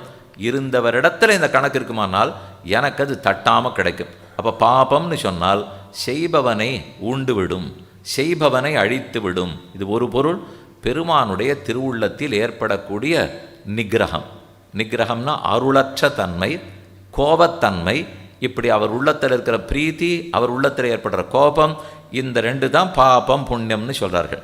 இது எப்படிப்பட்டவையாக இருக்கும்? இன்னென்ன கர்மத்தை பாபம்னு யார் பிரிக்கிறது, இன்னென்ன கர்மத்தை புண்ணியம்னு யார் சொல்கிறது? இப்போ நீங்கள் ஏதோ ஒன்று செய்கிறீர்கள், நான் பார்த்து இதை புண்ணியம்னு சொல்லட்டுமா? நான் செய்கிற ஒன்றை நீங்கள் பாபம்னால் ஆளாளுக்கு சொல்ல ஆரம்பிப்போமே. ஒரு நாடு இருந்தால் சட்டத்தை அரசாங்கம் இயற்றணுமா, நம்மளே இயற்றி கொள்ளலாமா? எல்லாரும் ஒரு சட்டத்தை பின்பற்றணும்னா அரசாங்கம் தான் இயற்றியாக வேண்டும். ஆளாளுக்கு சட்டம் இயற்றிக்கலான்னா எனக்கு பிடிச்ச மாதிரி நான் பண்ணிவிடுவேன். எனக்கு என் வீட்டு வாசலில் வண்டியை நிறுத்திக்கலான்னு சொல்லுவேன். நான் இடது பக்கம் ஓட்டலான்னா சரின்னுவேன், வலது பக்கம் ஓட்டலான்னா சரின்னுவேன். இந்த மாதம் எழுதின பரீட்சைக்கு 20 எடுத்தாலே தேறினான்னு மாற்றினுடுவேன். எதிர் வீட்டுக்காரர் எழுதினா 90 வாங்கினா தான் தேறினான்னு சொன்னாலும் சொல்லுவேன். இதனால் ஆளாளுக்கெல்லாம் சட்டம் இயற்ற முடியாது. எல்லாரும் ஒரு சட்டத்தை பின்பற்றணும்னால் அதை பொதுவான எண்ணம் இருக்கிறவர் தான் இயற்றியாக வேண்டும்.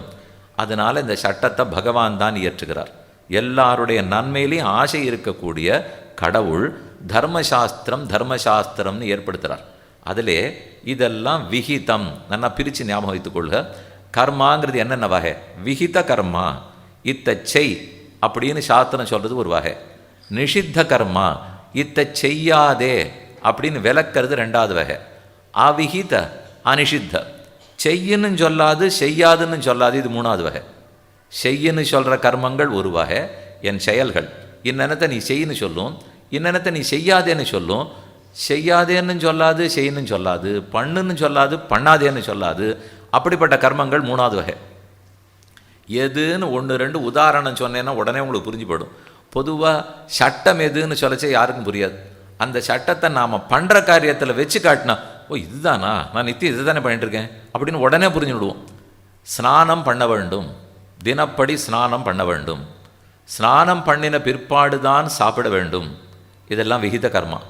குளித்து குடி, கந்தையானாலும் கசக்கி கட்டு, கூழானாலும் குளித்து குடி, ஸ்நாத்வா புஞ்சீத, தினப்படி நீராடி ஆக வேண்டும், அக்னி காரியத்தை விடாமல் பண்ண வேண்டும், ஆராதனத்தை விடாமல் செய்ய வேண்டும்.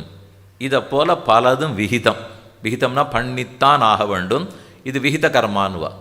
நிஷித்த கர்மா பொய் சொல்லக்கூடாது, திருடக்கூடாது, பிராணி ஹிம்சை பண்ணக்கூடாது, வாக்காலே யாரையும் நிந்தித்து துன்புறுத்தக்கூடாது. இதெல்லாம் நிஷித்த கர்மா. பண்ணாதேனா பண்ணாதேன்னு சொல்லிடும். திருடாதே, பொய் சொல்லாதே, பிறர் பொருளுக்கு ஆசைப்படாதே, ஹிம்சிக்காதே, எந்த பிராணியும் மனத்தாலோ மொழியாலோ மெய்யாலோ ஹிம்சிக்காதே. இதெல்லாம் பண்ணாதே பண்ணாதேன்னு விளக்கிறது இல்லையோ, அதெல்லாத்தையும் நிஷித்த கர்மான்னு வச்சுங்க. இப்போ இந்த 2 புரிஞ்சுட்டா, மூணாவது பண்ணாதேன்னு சொல்லாது, பண்ணுன்னு சொல்லாது. அது எது? நில், உட்கார், பார், பேசு, எந்த சாஸ்திரமும் சொல்லாது. நம்மளை பார்த்து நீ நில்லுன்னு சொல்லுமா? சொல்லாது. நிற்காதேன்னு சொல்லுமா? சொல்லாது. உட்கார்னு சொல்லுமா? சொல்லாது. எந்த வேத வாக்கியம் சாஸ்திரத்தை தேடினாலும் இதெல்லாம் இருக்கவே இருக்காது. ஏனால் எனக்கு கால் வலித்தால் உட்கார்ந்து விட்டு போகிறேன், தூக்கம் வந்தால் தூங்கி விட்டு போகிறேன். இதில் இன்னொரு ஆச்சரியம், சாப்பிடுன்னே சாஸ்திரம் சொல்லாது. சொல்லாட்டாலே 4 வேளை சாப்பிட்றோம், இதுக்கு மேலே அது சாப்பிடுன்னு வேற சொல்லித்துன்னா எத்தனை வேளை சாப்பிடுவோமோ. ஆனால் அது குறுக்க எங்கே வந்து சொல்லும்னா, சாப்பிடுன்னு சொல்லாது, குளித்து விட்டு சாப்பிடுன்னு சொல்லும். நீ வெறுமை சாப்பிடுவே, குளிக்காத சாப்பிடுவே. ஆனால் குளிக்காத நீ சாப்பிடக்கூடாது. சாப்பிடுன்னு நான் சொல்ல மாட்டேன், உனக்கு விருப்பம் இருந்தால் பசிச்சா சாப்பிட்டுக்கோ, ஆனால் சாப்பிட்ணும்னா குளிக்காத சாப்பிடாதே. இப்படி தான் சின்ன சின்னதாக இருக்கும், வெடிக்கையாக இருக்கும். பார்த்தா இதுன்னு இப்படி சொல்கிறது. சாப்பிடுன்னே சொல்லாத சாஸ்திரம் என்ன குளிச்சுட்டு சாப்பிடுனால் தேவையில்லை. பின்ன குளித்துடுன்னு தனியாக சொல்லாது. நீ குளித்து விடுவாய்ன்னு சொல்லாது, சாப்பிடுன்னு சொல்லாது. ஆனால் குளித்து விட்டு தான் சாப்பிட வேண்டும்னு மட்டும் சொல்கிறது பாருங்க. சிலதெல்லாம் சொல்லவே சொல்லாது. அதைத்தான் அவிஹித அனிஷித்த கர்மான்னு சொல்வார்கள். சிலதெல்லாம் விஹிதம், சிலதெல்லாம் நிஷித்தம். இந்த சட்டத்தை வச்சுன்னுட்டு இதிலேருந்து எப்படி பாப புண்ணியம் வரும்னு பாருங்க. எது விதிக்கப்படவில்லையோ, எது பண்ணுன்னு சொல்லப்படவில்லையோ, அதை நீங்கள் பண்ணாலும் பண்ணாட்டாலும் ஒரு பாபமும் வராது, புண்ணியமும் வராது. முதல்ல மூணாவது வகையை தள்ளிடுங்க. அதனால் ஒன்றும் பிரயோஜனமே இல்லை. நான் நின்னாலும் வேதம் எனக்கு புண்ணியம் கொடுக்காது, நான் உக்காந்தாலும் பாபம் கொடுக்காது, நான் ஓடினாலும் புண்ணியத்தை ஒன்றும் கணக்கு கொடுக்காது, எதுவும் இல்லை. மூணாவது பற்றி கவலை இல்லை. முதல் 2 பற்றி தான் கவலை. எதை செய்யின்னு சொல்லித்தோ அதை நான் செய்யாமல் இருந்தேன்னால் பாபம் வந்துடும். எதை செய்யாதேன்னு விலகித்தோ அதை செய்தேன் என்றால் பாபம் வரும். எதை செய்யின்னு சொல்லித்தோ அதை செய்தால் புண்ணியம் வரும். எதை செய்யாதேன்னு சொல்லித்தோ அதை செய்யாவிட்டால் புண்ணியம் வரும். ரொம்ப சுலபம். 4 தானே கணக்கு, கட்டமே 4 தானே இருக்குது. செய்யின்னு சொன்னது செய்யாதேன்னு சொன்னது, செய்யின்னு சொன்னது செய்யணும், செய்யாதேன்னு சொன்னது செய்யக்கூடாது, இருந்துட்டா புண்ணியம். செய்யின்னு சொன்னதை செய்யாத இருந்தேன், செய்யாதேன்னு சொன்னதை செய்தேன், பாபம். இவ்வளவு தான் கணக்கு வச்சுருக்கா. அப்போ அடுத்த கேள்வி என்ன வரும்? இந்த சட்டத்தை இயற்றுற சக்தி யார் கொடுத்தார்கள்? இந்த சட்டம் எதன் அடிப்படையில் இயற்றப்பட்டது? ஊரில் இருக்கிற சட்டம் எதன் அடிப்படையில் இயற்றப்பட்டது? அந்த சட்டத்தாலே எனக்கு நன்மை ஏற்பட வேண்டும், சமுதாயத்துக்கு நன்மை ஏற்பட வேண்டும். வண்டி ஓட்டுற சட்டங்கள்லாம் போட்டார்கள், பரீட்சை எழுதுகிற சட்டம் இருக்குது, தேர்வு நடத்த வேண்டிய சட்டம் இருக்குது. அவ்வளவு ஏன் இந்த மண்டபத்துக்குள்ளே உபன்யாசம் கேட்கறதுக்கு திடீர்னு 700 பேர் வந்து உட்கார்ந்துருக்கிறார்கள்னால் சட்டம்லாம் உண்டு.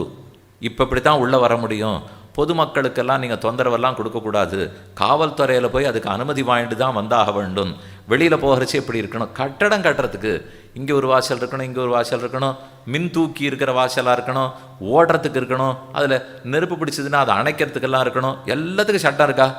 இந்த சட்டம் ஒவ்வொன்றுத்துக்கு என்ன பயனாக இருக்கும்? தனி மனிதனுக்கு இதனால் நன்மை ஏற்படணும், சமூகத்துக்கு நன்மை ஏற்படும், உலகத்துக்கும் சமுதாயத்துக்கு நன்மை இருக்கணும், தனி மனிதனுக்கு நன்மை இருக்கணும். இந்த சட்டத்தை நான் மீறினேன்னா தண்டனை உண்டு. அந்த சட்டத்தை மீறினா என்ன நடக்கும்னு தண்டனை கொடுக்குறார்கள். எனக்கு ஆபத்து, சமூகத்துக்கு ஆபத்து. அதனால தானே தண்டனை வருது. அப்போ சட்டம் 2 பேருக்கு நன்மை விளைப்பதாக இருக்க வேண்டும்.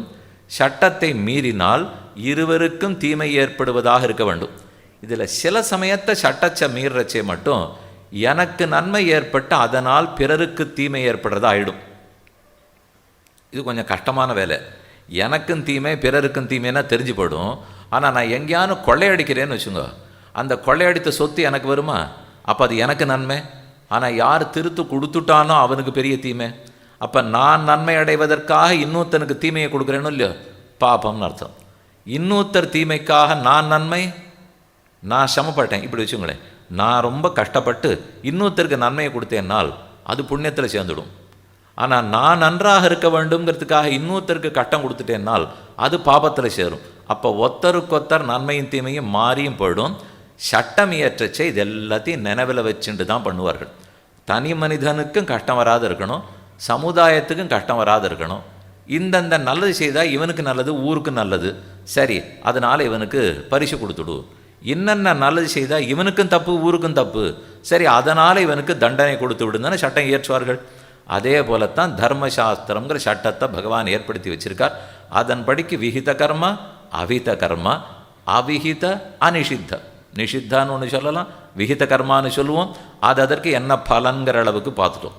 இதை ஏற்றுக்கொண்டால் என்ன, ஏற்றுக்கொள்ளாவிட்டால் என்ன, அதை தான் முதல்ல கேள்வி கேட்டேன். ஒருவேளை இந்த மொத்த சட்டமே ஒருத்தருக்கு தெரியாது, அதை பற்றி எனக்கு கவலையும் இல்லை அப்படின்னா எனக்கு புண்ணியத்தின் பலனோ பாபத்தின் பலனோ வராதானால் நிச்சயமாக வருமே. அது எப்படி வராது இருக்கும்? எனக்கு வண்டி ஓட்டக்கூடிய சட்டம் தெரியாது, ஆகவே நான் மற்றொருத்தர் பேரிலே மோதிவிட்டேன், எனக்கு தண்டனை கொடுக்காதீர்கள்னு சொல்வீர்களான்னு சொல்ல முடியாது. உங்களுக்கு தெரிஞ்சாலும் தெரியாட்டாலும் தண்டனை கிடச்சி தான் தீரும். உங்களுக்கு தெரிஞ்சாலும் தெரியாட்டாலும் இல்லை, நான் நன்றாக படித்தால் எனக்கு 90 போடுவார்கள்னு தெரியாதே, இப்படியும் ஒரு பிள்ளை சொல்லிட்டு பரீட்சை எழுதுறான்னு வச்சுங்க, 90 வருமா வராதா?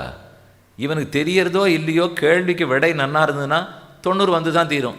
இவனுக்கு தெரியுமோ தெரியாதோ, இல்லை நான் சுமாராக படித்து எழுதினா 30 போட்டுருவார்கள்னு தெரியாதே, என்னால் தெரியாதேன்னு சொன்னதுக்காக ஒன்றும் ஆகாது. அதனால் நான் ஒத்துக்கொண்டேனா இல்லையாங்கிற பேச்சு இல்லை. அதனால் ஊருக்கு நன்மை அடைந்ததா இல்லையா பேச்சு, ஊருக்கு திம்மை ஏற்பட்டதா இல்லையாங்கிறதான் பேச்சு. அதனால் இது எனக்கு புரிஞ்சுதா புரியலையா, நான் ஒத்துண்டேனா இல்லையா, அதை பற்றி கேட்கவே மாட்டார்கள்.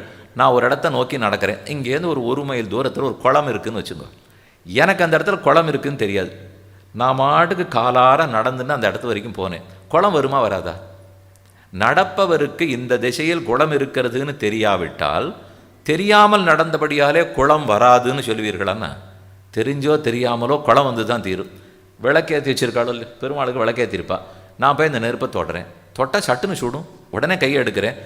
தொட்டால் நெருப்பு சுடும்னு எனக்கு தெரியவே தெரியாது. அது ஏன் சுட்டுதுன்னா எனக்கு தெரியுமோ தெரியாதோ நெருப்பு சுட்டு தான் தீரும்.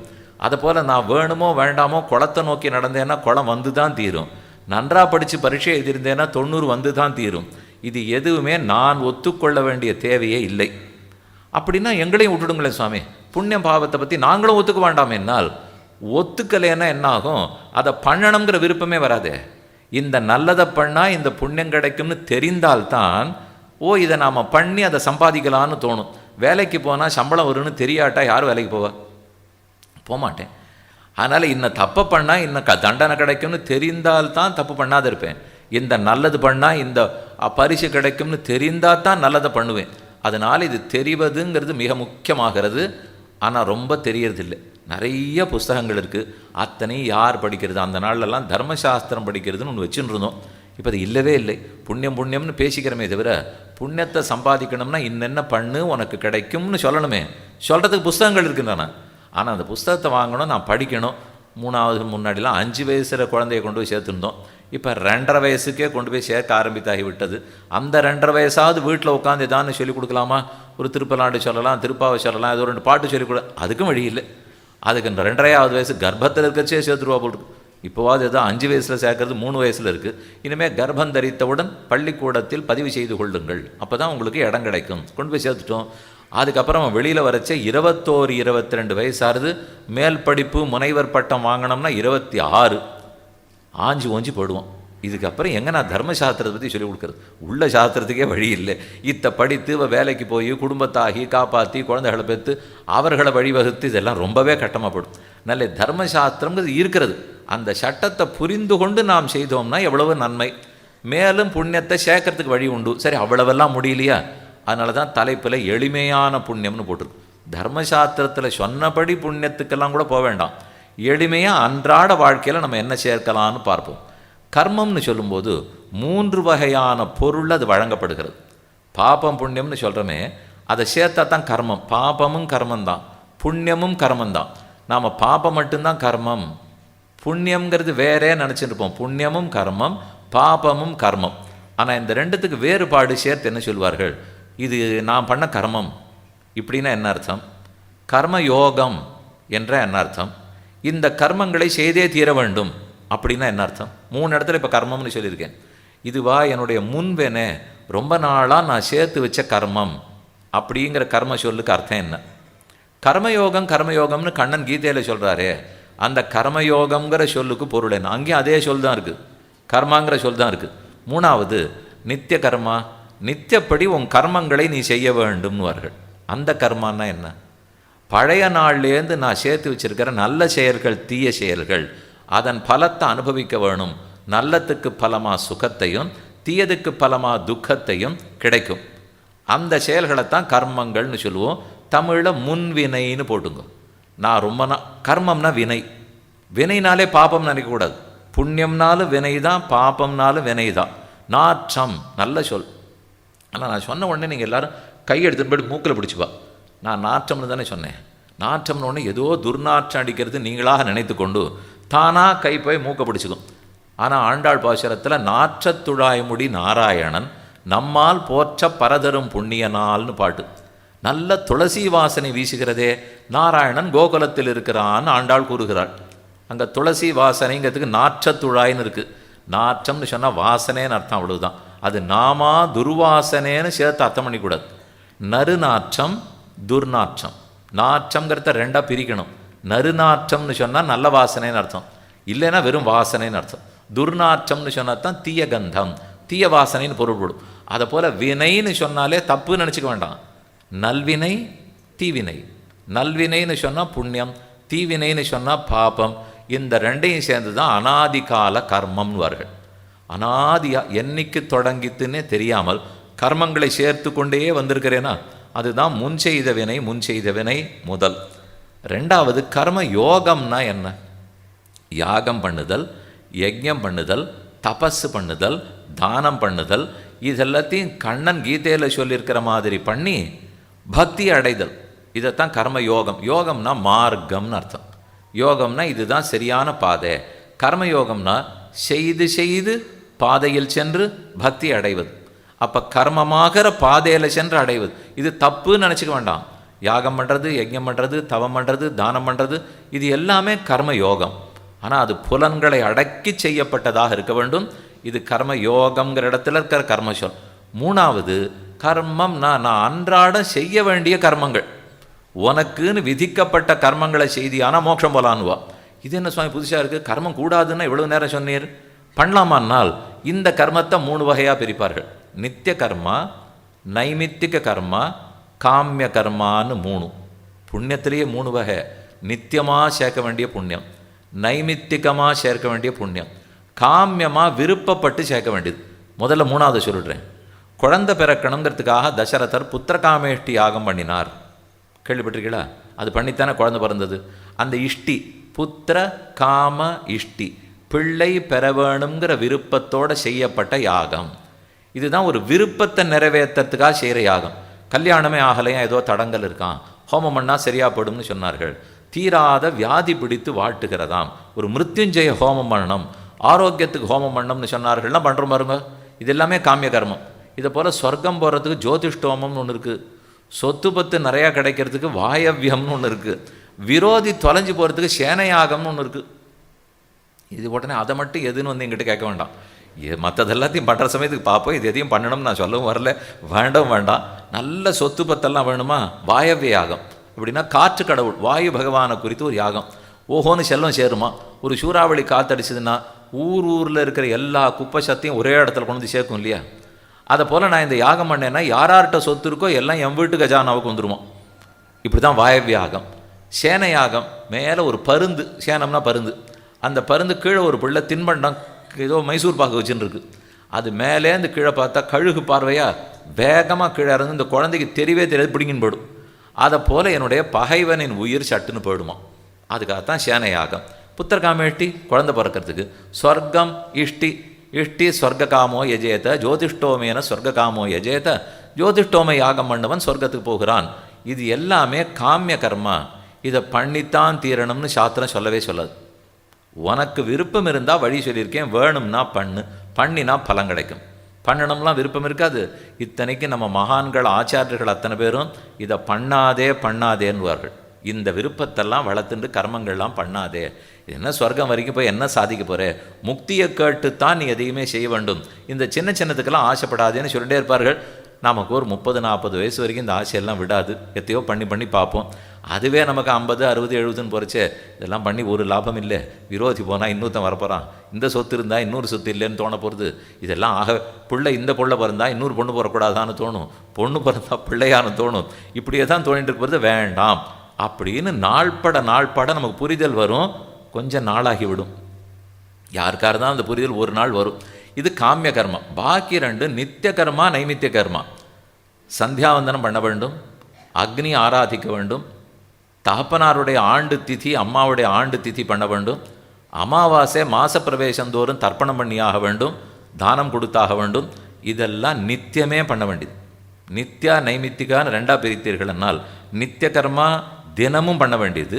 நைமித்திகம் இது வந்தால், இன்ன நேரத்துக்கு இது வந்தால். இப்போ சூரிய கிரகணம் வருது, சந்திர கிரகணம் வருது. அந்த கிரகணத்தும் போது எல்லாரும் குளிக்கணும், வீட்டு எல்லாத்தையும் பெருக்கி மூழ்கி ஆகணும், தர்ப்பணம் பண்ண வேண்டியவர்கள் பண்ணியாக வேண்டும். கிரகணம் என்பது நேர்ந்தால் நடந்தால் ஒரு கர்மத்தை பண்ணுறோம் இல்லையோ, அதுதான் நிமித்தத்தினாலே காரணத்தினால வருது, நைமித்திகம்னு பேர். நித்தியம்னா ஒரு காரணம் இல்லை, கார்த்தால எழுந்தா பண்ணணும், பொழுது போனால் பண்ணணும், தினமுமே பண்ணிட்டு இருக்க வேண்டியது நித்திய கர்மா. இந்த 3 விதமாகவும் பிரிச்சிருவார்கள். அதனால் நான் அன்றாடம் செய்ய வேண்டிய கர்மங்கள் நித்திய, அடுத்தது நைமித்திக, அடுத்தது விருப்பம் இருந்தால் ஆசையை நிறைவேற்றிக்கிறதுக்காக பண்ணுறது காமிய கர்மங்கள். இப்படி தான் 3ஆக வேற்றுமை உடையவை. அதில் நான் நிச்சயமாக பண்ண வேண்டியது நித்திய கர்மா. நித்திய கர்மாங்கிறது எது சொல்லப்பட்டிருக்கோ பண்ணலைன்னா பாபம் வரும். ஆனால் இன்னொன்று, நித்திய கர்மாவை செய்ததற்காக புண்ணியம் வராது. சிலதெல்லாம் மட்டும் பண்ணாட்டா பாபம் வரும்னு சொல்லியிருக்காளே தவிர பண்ணா புண்ணியம்னு சொல்ல மாட்டார்கள். வரி கட்டணுமோ இல்லையோ, நம்ம எல்லோரும் வரி கட்டி ஆகணும். விதவிதமாக வரிகள்லாம் இருக்குது. அந்த வரியை கட்டலை பிடிச்சின்னு போடுவார். வரியை கட்டணத்துக்காக கூட்டு மாலை போடுவார்கள்னா யாரும் போட மாட்டார்கள். இதே சட்டம் தான் இங்கேயும். இந்த சட்டத்தை பார்த்தா அதை இயற்றிருக்காருன்னு வச்சுங்க. ஏன்னா இதுதான் பழைய சட்டம், அதுதான் புது சட்டம். அதனால் நம்ம வரி கட்டினா பரிசு கிடைக்காது, கட்டாவிட்டால் தண்டனை கிடைக்கும். நான் ஓஹோன்னு லாபம் பண்ணேன், லாபத்தில் வரி கேட்பா. நான் நஷ்டம் பண்ணேன், நஷ்டத்தில் பங்கெடுத்துக்கிறேன்னு அரசாங்கம் வருமானா வரவே மாட்டார்களே. லாபம் பண்ணால் பங்கு கேட்பார்கள். 30-33% எங்கிட்ட கொடுத்துருங்கன்னுவா.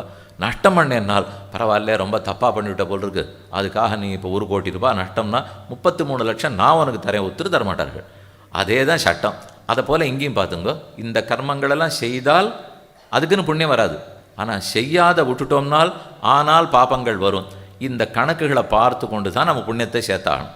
இதுக்கு குறுக்கே புண்ணியம்னு சொல்லுங்க, பாபம்னு சொல்லுங்க, விதின்னா என்ன, தலையெழுத்துன்னா என்ன, கர்மம்னா என்ன, தலையெழுத்துன்னா என்ன, விதின்னா என்ன, சின்ன வித்தியாசம்தான். கர்மங்கிறது நாம் செய்கிற செயல்களா, பாப புண்ணியங்கிறார்கள செயல்களா. அந்த செயல்கள் உடனே முடிந்து போய்விடுகின்றனவா. ஆனால் அதற்கு எனக்கு பலன் கிடைக்கிறதுக்கு நேரமாக இருந்தா இதுக்கு இடைப்பட்டு ஏதோ ஒன்று உருவாகி ஆகணும். அது இருந்து தான் பலத்தை கொடுத்தாகணும். அது எதுவாக இருக்கலாம்? இவ்வளவு நேரம் நான் சொன்னது அது வேறு எதுவும் இல்லை, பகவானுடைய உள்ளம்னு சொன்னேன். அவர் பிரீத்தி அடையிறது தானே, அதைத்தான் விதின்வார்கள். எல்லா ஆச்சாரியர்களும் ஆழ்வார்களோ பாசுரத்தில் பார்த்தா எனக்கு விதி, அதுக்கு என்ன பண்ணுறது, முடிஞ்சுது, மணி ஆச்சு, இப்போவே 8 மணி ஆக போகிறது, 8 மணி 8:30 மணிக்கு முடிஞ்சு போயிடும். வாசலில் போவோமோ இல்லையோ, வண்டி கிடைக்கணுமா இல்லையா, நீங்கள் 2 சக்கர வாகனத்தில் வந்திருக்கிறவர் கிளம்பி போயிடலாம், இல்லைன்னா ஒரு வண்டியை பிடிச்சின்னு போவோம் இல்லையோ. அது போன உடனே சில பேருக்கு ராசி, இது ராசின்வா, இது சில பேருக்கு இருக்கிற ராசி. அவர்கள் போக வேண்டிய வழி பக்கமே ஒரு வண்டி வரும், நான் கூட்டின்னு போகிறேன் என்னமோ, ஏறி உட்காந்துப்பார்கள். சட்டுன்னு வீட்டுக்கு போயிறீங்களாம், சீக்கிரம் சாப்பிடலாம், சீக்கிரம் தூங்கி போடலாம், அப்போ தானே நாளைக்கு சாயங்காலம் வர முடியும், அதனால் வரலாம். இது வேறு சிலருக்கு ராத்திரி 9:30 மணி வரைக்கும் இங்கேயே நின்று தான் கால் கடுக்க நின்னாலும் என் வீட்டு பக்கம் வண்டியே வராது. அவனை கேட்க அப்போ என்ன சொல்லிப்பா, இதில் கூட எனக்கு ராசி இல்லை, எல்லாம் தலையெழுத்து. எது? வண்டி கிடைக்காது. வண்டி கிடைக்காதது இது நாம் பண்ண கர்மா, நாம் பண்ண பாபம் தலையெழுத்துனால். இதெல்லாம் தலையெழுத்து கோட்டியில் சேரவே சேராது. இது நாம தப்பாக எழுதி வச்சுக்கிறோம். இன்னொன்று, யாருக்கான தலையில் ஏதாவது எழுதப்பட்டிருக்குமா? வைத்தியர்கள் ஆறான ஒத்துக்கொள்வார்களா? நம்ம தலையை திறந்து பார்த்தா உள்ள எழுத்தெல்லாம் இருக்குமாண்ணா? ஒரு கணிப்பறி வாங்குகிறோம், கைபேசி வாங்குகிறோன்னா பின்னாடி இருக்கிறத திறந்து பார்த்தா ஒரு 10 இலக்க எண்ணிக்கை ஒன்று போட்டிருப்போம். அதை வச்சுருந்தா நீங்கள் தொலைச்சுட்டிலாம் கண்டுபிடிக்கலான்னு கூட சொல்கிறாளோ இல்லையோ. அதுபோல் ஒருவேளை நம்ம தலையில் ஏதானு எழுதியிருக்குமா? அப்போ இந்த பிறவிக்கு ஒரு எண்ணிக்கையாக இருந்து பிறவி கணக்காக 1 2 3 போட்டிருக்குமா? இல்லை திண்டுக்கல்ல பிறந்தவர்களாக 1 2 3 போட்டிருக்குமா? இல்லை பாரதவாசிகள்னு 1 2 போட்டிருக்குமா? என் குடும்பத்தில் நான் எத்தனாவது பிறந்தேன்னு 1 2 போட்டிருக்குமா? கணக்கே தெரியாதே. இது எதுவுமே எழுதப்படுவதில்லை. தலையில் எழுத்தும் கிடையாது, லிபியும் கிடையாது, எதுவும் இல்லை. அப்போ எங்கேயோ எழுதப்படணுமே. தலையில் எழுதப்பட்டிருந்தால் தலை கீழே விழுந்து எரிச்சு முடிச்சாச்சுன்னு இருக்காதே. அதுக்கப்புறம் அவருடைய கணக்கெல்லாத்தையும் யார் வைத்துக்கொள்வது? அதனால் இங்கெல்லாம் இருக்கிறது தல்லெழுத்தும் இல்லை, விதியும் இல்லை. விதின்னு சொன்னது பகவானுடைய திருவுள்ளத்தில் இருக்கிற அருள் கோபம். அதுதான் திரும்ப திரும்ப இதை நம்மக்கிட்ட வச்சு பார்க்கவே வேண்டாம். செயல் மட்டும்தான் நம்மக்கிட்ட இருக்கிறது. அதற்கு மேலே அதுக்கு இருக்கிற கணக்கு வகைகள் அத்தனையும் பகவானிடத்தில் தான் இருக்குது. அதனால தான் விதி நிர்மித ஏதத் அன்வயம்னு ஆளவந்தார்னு ஒரு ஆச்சாரியன் இருந்தார். ராமானுஜர் காலத்தில் அவருடைய ஆச்சாரியனுக்கு ஆச்சாரியன். ராமானுஜர் 1017 1137 வரைக்கும் இருந்தார். அவருக்கு ஆச்சாரியனுக்கு பெரிய நம்பிகள்னு பேர், அவருக்கும் ஆச்சாரியனுக்கு ஆளவந்தார்னு பெயர். கடைசியில் அந்த ஆளவந்தாரை சந்தித்து பாடமெல்லாம் அவரால் கேட்டுக்கவே முடியல. அவரை பார்த்து உபதேசம் பெற்றுக்கணும்னு ஸ்ரீரங்கத்துக்கு போகிறார். காஞ்சிபுரத்தில் இருந்தார். காஞ்சிபுரத்திலேருந்து திருவரங்கத்துக்கு சென்றார். இவர் போன நேரம் பார்த்து அவர் பரமோதம் போயிட்டார். அவருக்கு அது கடைசி நாளாக இருந்து அது காவேரி கரையில் அவரை திருப்பள்ளிப்படுத்த அந்திம சடங்குகளை செய்யறதுக்காக கொண்டு வந்திருந்தார்கள். அவரை தான் ராமானுஜரால் பார்க்கவே முடிஞ்சது. ரொம்ப வருத்தம். அதனால் அவர் ரங்கநாத பெருமாளே சேவிக்காமலே கிளம்பி வந்துட்டார். எப்போ எங்கள் ஆச்சாரியனே அந்த பெருமாள் பார்க்க விடலையோ, இவரையே நான் பார்க்குறதா இல்லையேன்னு கோவித்து கொண்டு ராமானுஜர் திரும்ப காஞ்சிபுரத்துக்கு வந்தார்னு சொல்லுவார்கள். அது ஆச்சாரியன் குருவினிடத்தில் அவர்களுக்கு இருந்த நிஷ்டை. பெருமானை காட்டிலும் கடவுளை விட அவரை காட்டுற குருவினிடத்தில் தான் நமக்கு பக்தி இருக்கணும்.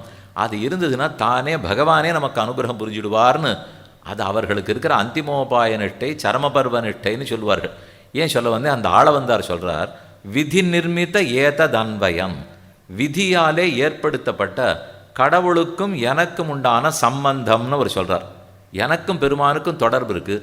யார் ஏற்படுத்தினது? அது என் விதின்னார் அவர். அது என்ன விதி? விதின்னா என்ன தள்ளெழுத்தா இருக்கும்? இல்லவே இல்லை.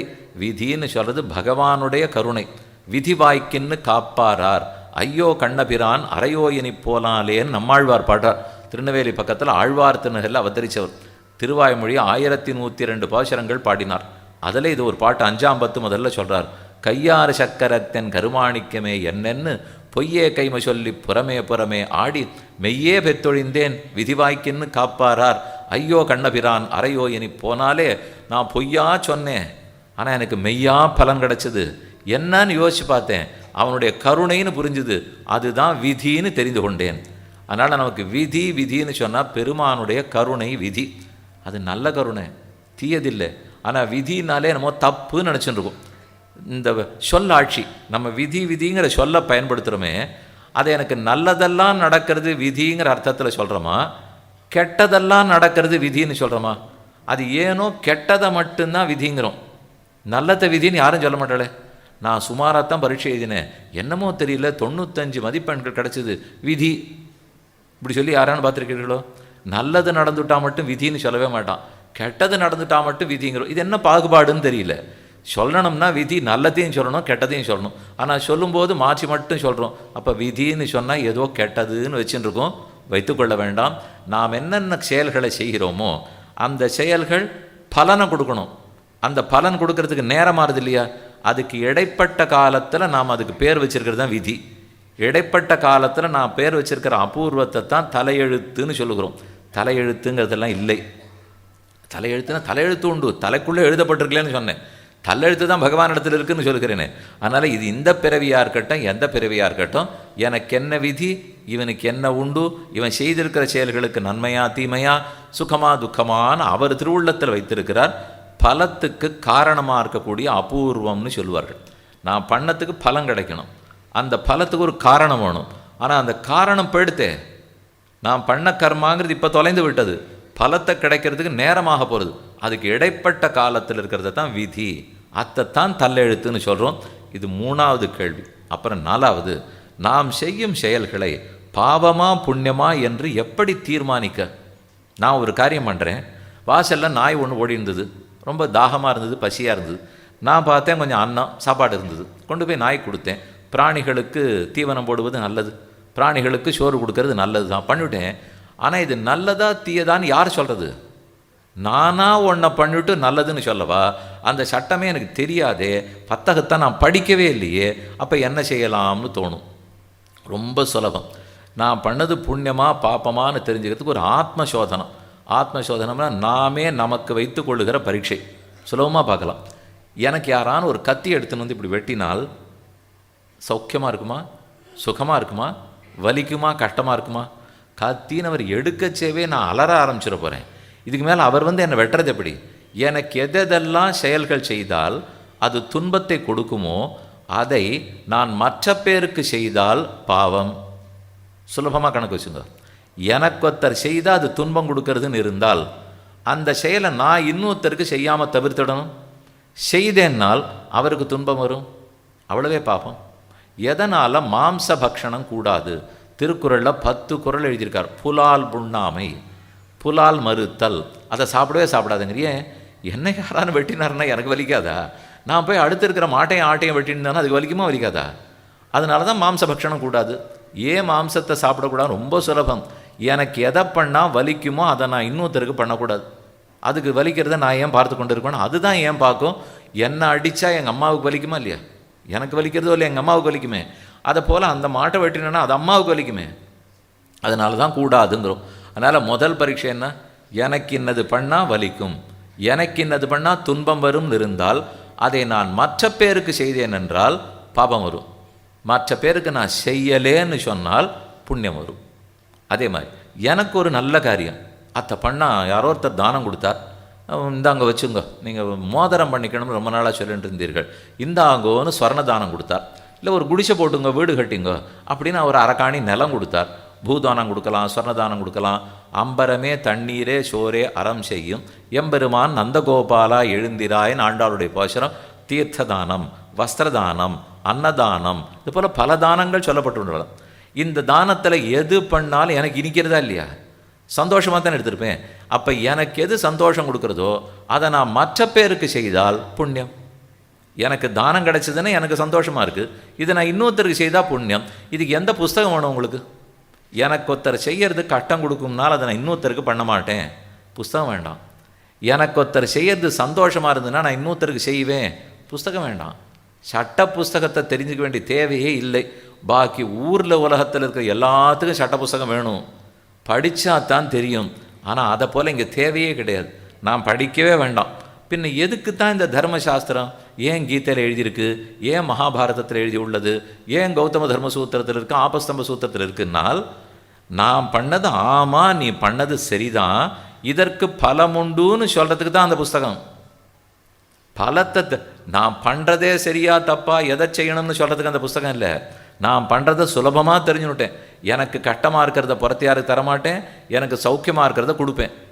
இதை நான் பண்ணிகிட்டே இருக்கேனா, இந்த அடிப்படை சட்டத்தை பின்பற்றி கொண்டு வருகிறேனா, அதை கீத புஸ்தகமோ கௌதமர் புஸ்தகமோ ஏதோ ஒன்றும் ஓஹோ இதை போல் நீ புறத்தியாருக்கு பண்ணியானா உனக்கு நன்மை, அது உனக்கு புண்ணியம், அந்த புண்ணியத்துக்காக நீ சுகத்தை அனுபவிக்கலான்னு அது சொல்லும். இதை பார்த்து நான் எதை தெரிஞ்சுப்பேன்னால் ஓஹோ நான் இது பண்ணத்துக்காகத்தான் இதை அனுபவிக்கிறேன் போல் இருக்குன்னு தொடர்பு அப்போ தான் எனக்கு தெரியும். நான் மாட்டுக்கு பண்ணிட்டு இருப்பேன், நல்ல காரியத்தை பண்ணிட்டு இருப்பேன், சுகத்தை அனுபவிச்சுட்டு இருப்பேன். இந்த நல்ல காரியத்துக்காகத்தான் அந்த சுகம்னு எப்படி தெரியும்? அதை யாரோ ஒருத்தர் தெரிஞ்சவர் தொடர்புபடுத்தணும், என்னால் தொடர்புபடுத்த முடியாது. நாளைக்கு நானாக பண்ணேன்னா என்ன சொல்லுவார்கள், அது சரி நீ இத்த பண்ண இதுக்காகாதுன்னு உனக்கு எப்படி தெரியும்வா. வாசலில் போயிட்டு வந்திருப்போம், மழையில் நனைஞ்சிட்டு வந்திருப்போம், அதுக்கப்புறம் வேண்டாத்துக்கு ராத்திரி முழுக்க ஏதோ தூங்காமல் அங்கங்கே அலைஞ்சிருப்போம். இல்லை இன்னொரு இடத்துல ஒரே சூடு, தீர்த்தமே சாப்பிடாம தண்ணீரே குடிக்காத இருந்திருப்போம். மறுநாள் கணக்கணக்கணான்னு ஜுரம் வராப்பில் இருக்குது. இப்போ இந்த மூணுத்துக்குள்ளே எதுன்னு சொல்லுவீர்கள்? தண்ணியே குடிக்காதனால உடம்பு சூடு ஏறி போச்சா, ராத்திரி முழுக்க கண்ணை முடிச்சுட்டு இருக்கிறதுனால சூடு ஏறி போச்சா, இல்லை நேற்றுக்கு தண்ணீரில் மழையில் நனைஞ்சதுனால சூடு ஏறினதா? எனக்கு பலன் மட்டும்தான் தெரியுது, உடம்பு கணக்கணான்னு இருக்குன்னு தெரியுது.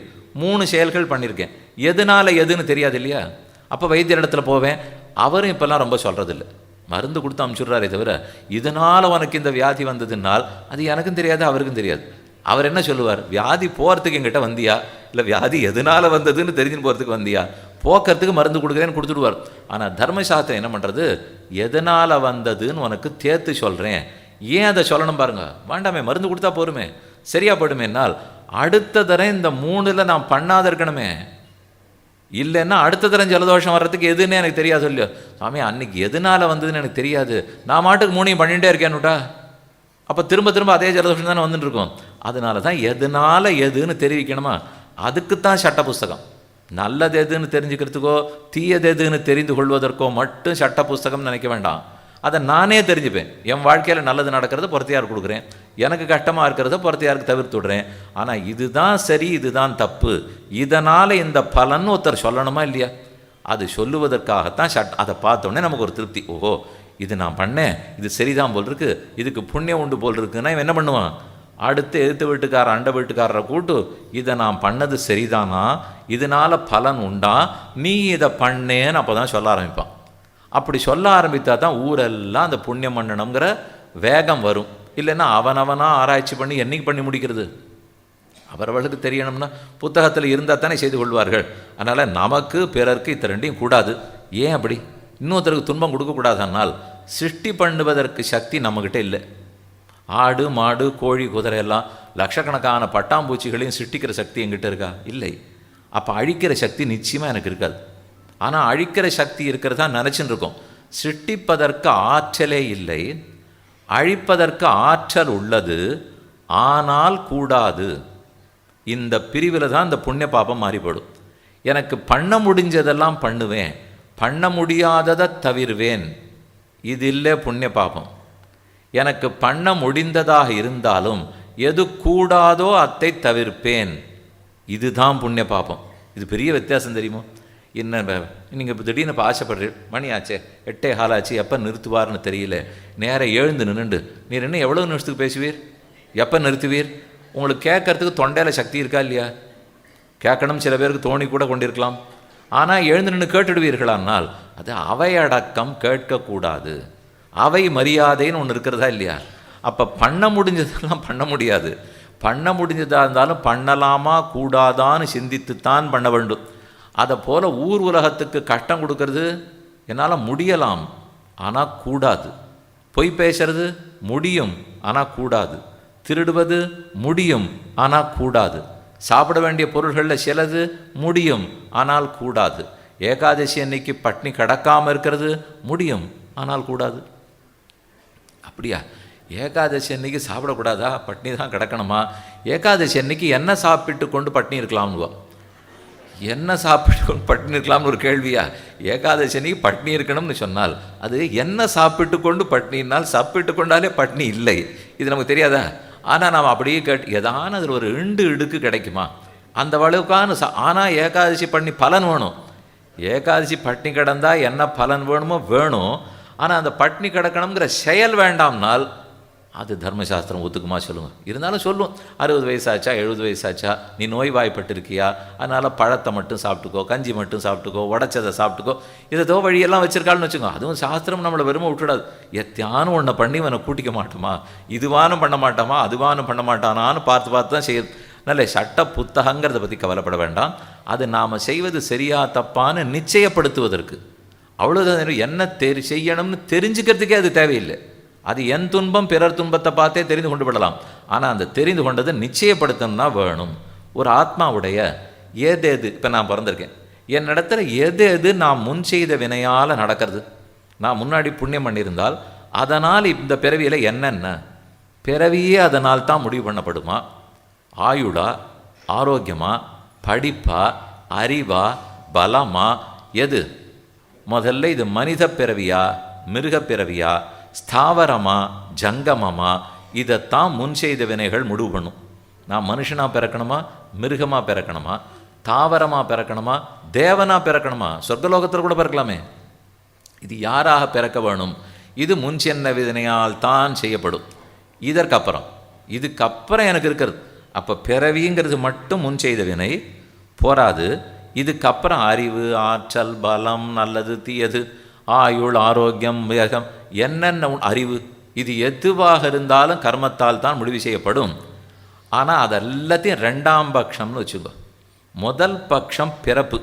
நான் மனிதனாக பிறந்தேனா, தேவனாக பிறந்தேனா, மாடாக பிறந்தேனா, தாவரமாக பிறந்தேனா? ஏன் இதை சொல்ல வேண்டியிருக்குன்னால், மாடாகவோ தாவரமாகவோ பிறந்து விட்டால் அதுக்கப்புறம் பாவ புண்ணியங்கள் அந்த பிறவியில் சேராது, கணக்கே வராது. ஒரு சிங்கம் போய் ஆட்டை கொன்று விட்டது. இப்போ நீங்கள் சொன்ன சட்டப்படிக்கு சிங்கத்தை கொன்றால் வலிக்குமா இல்லையா?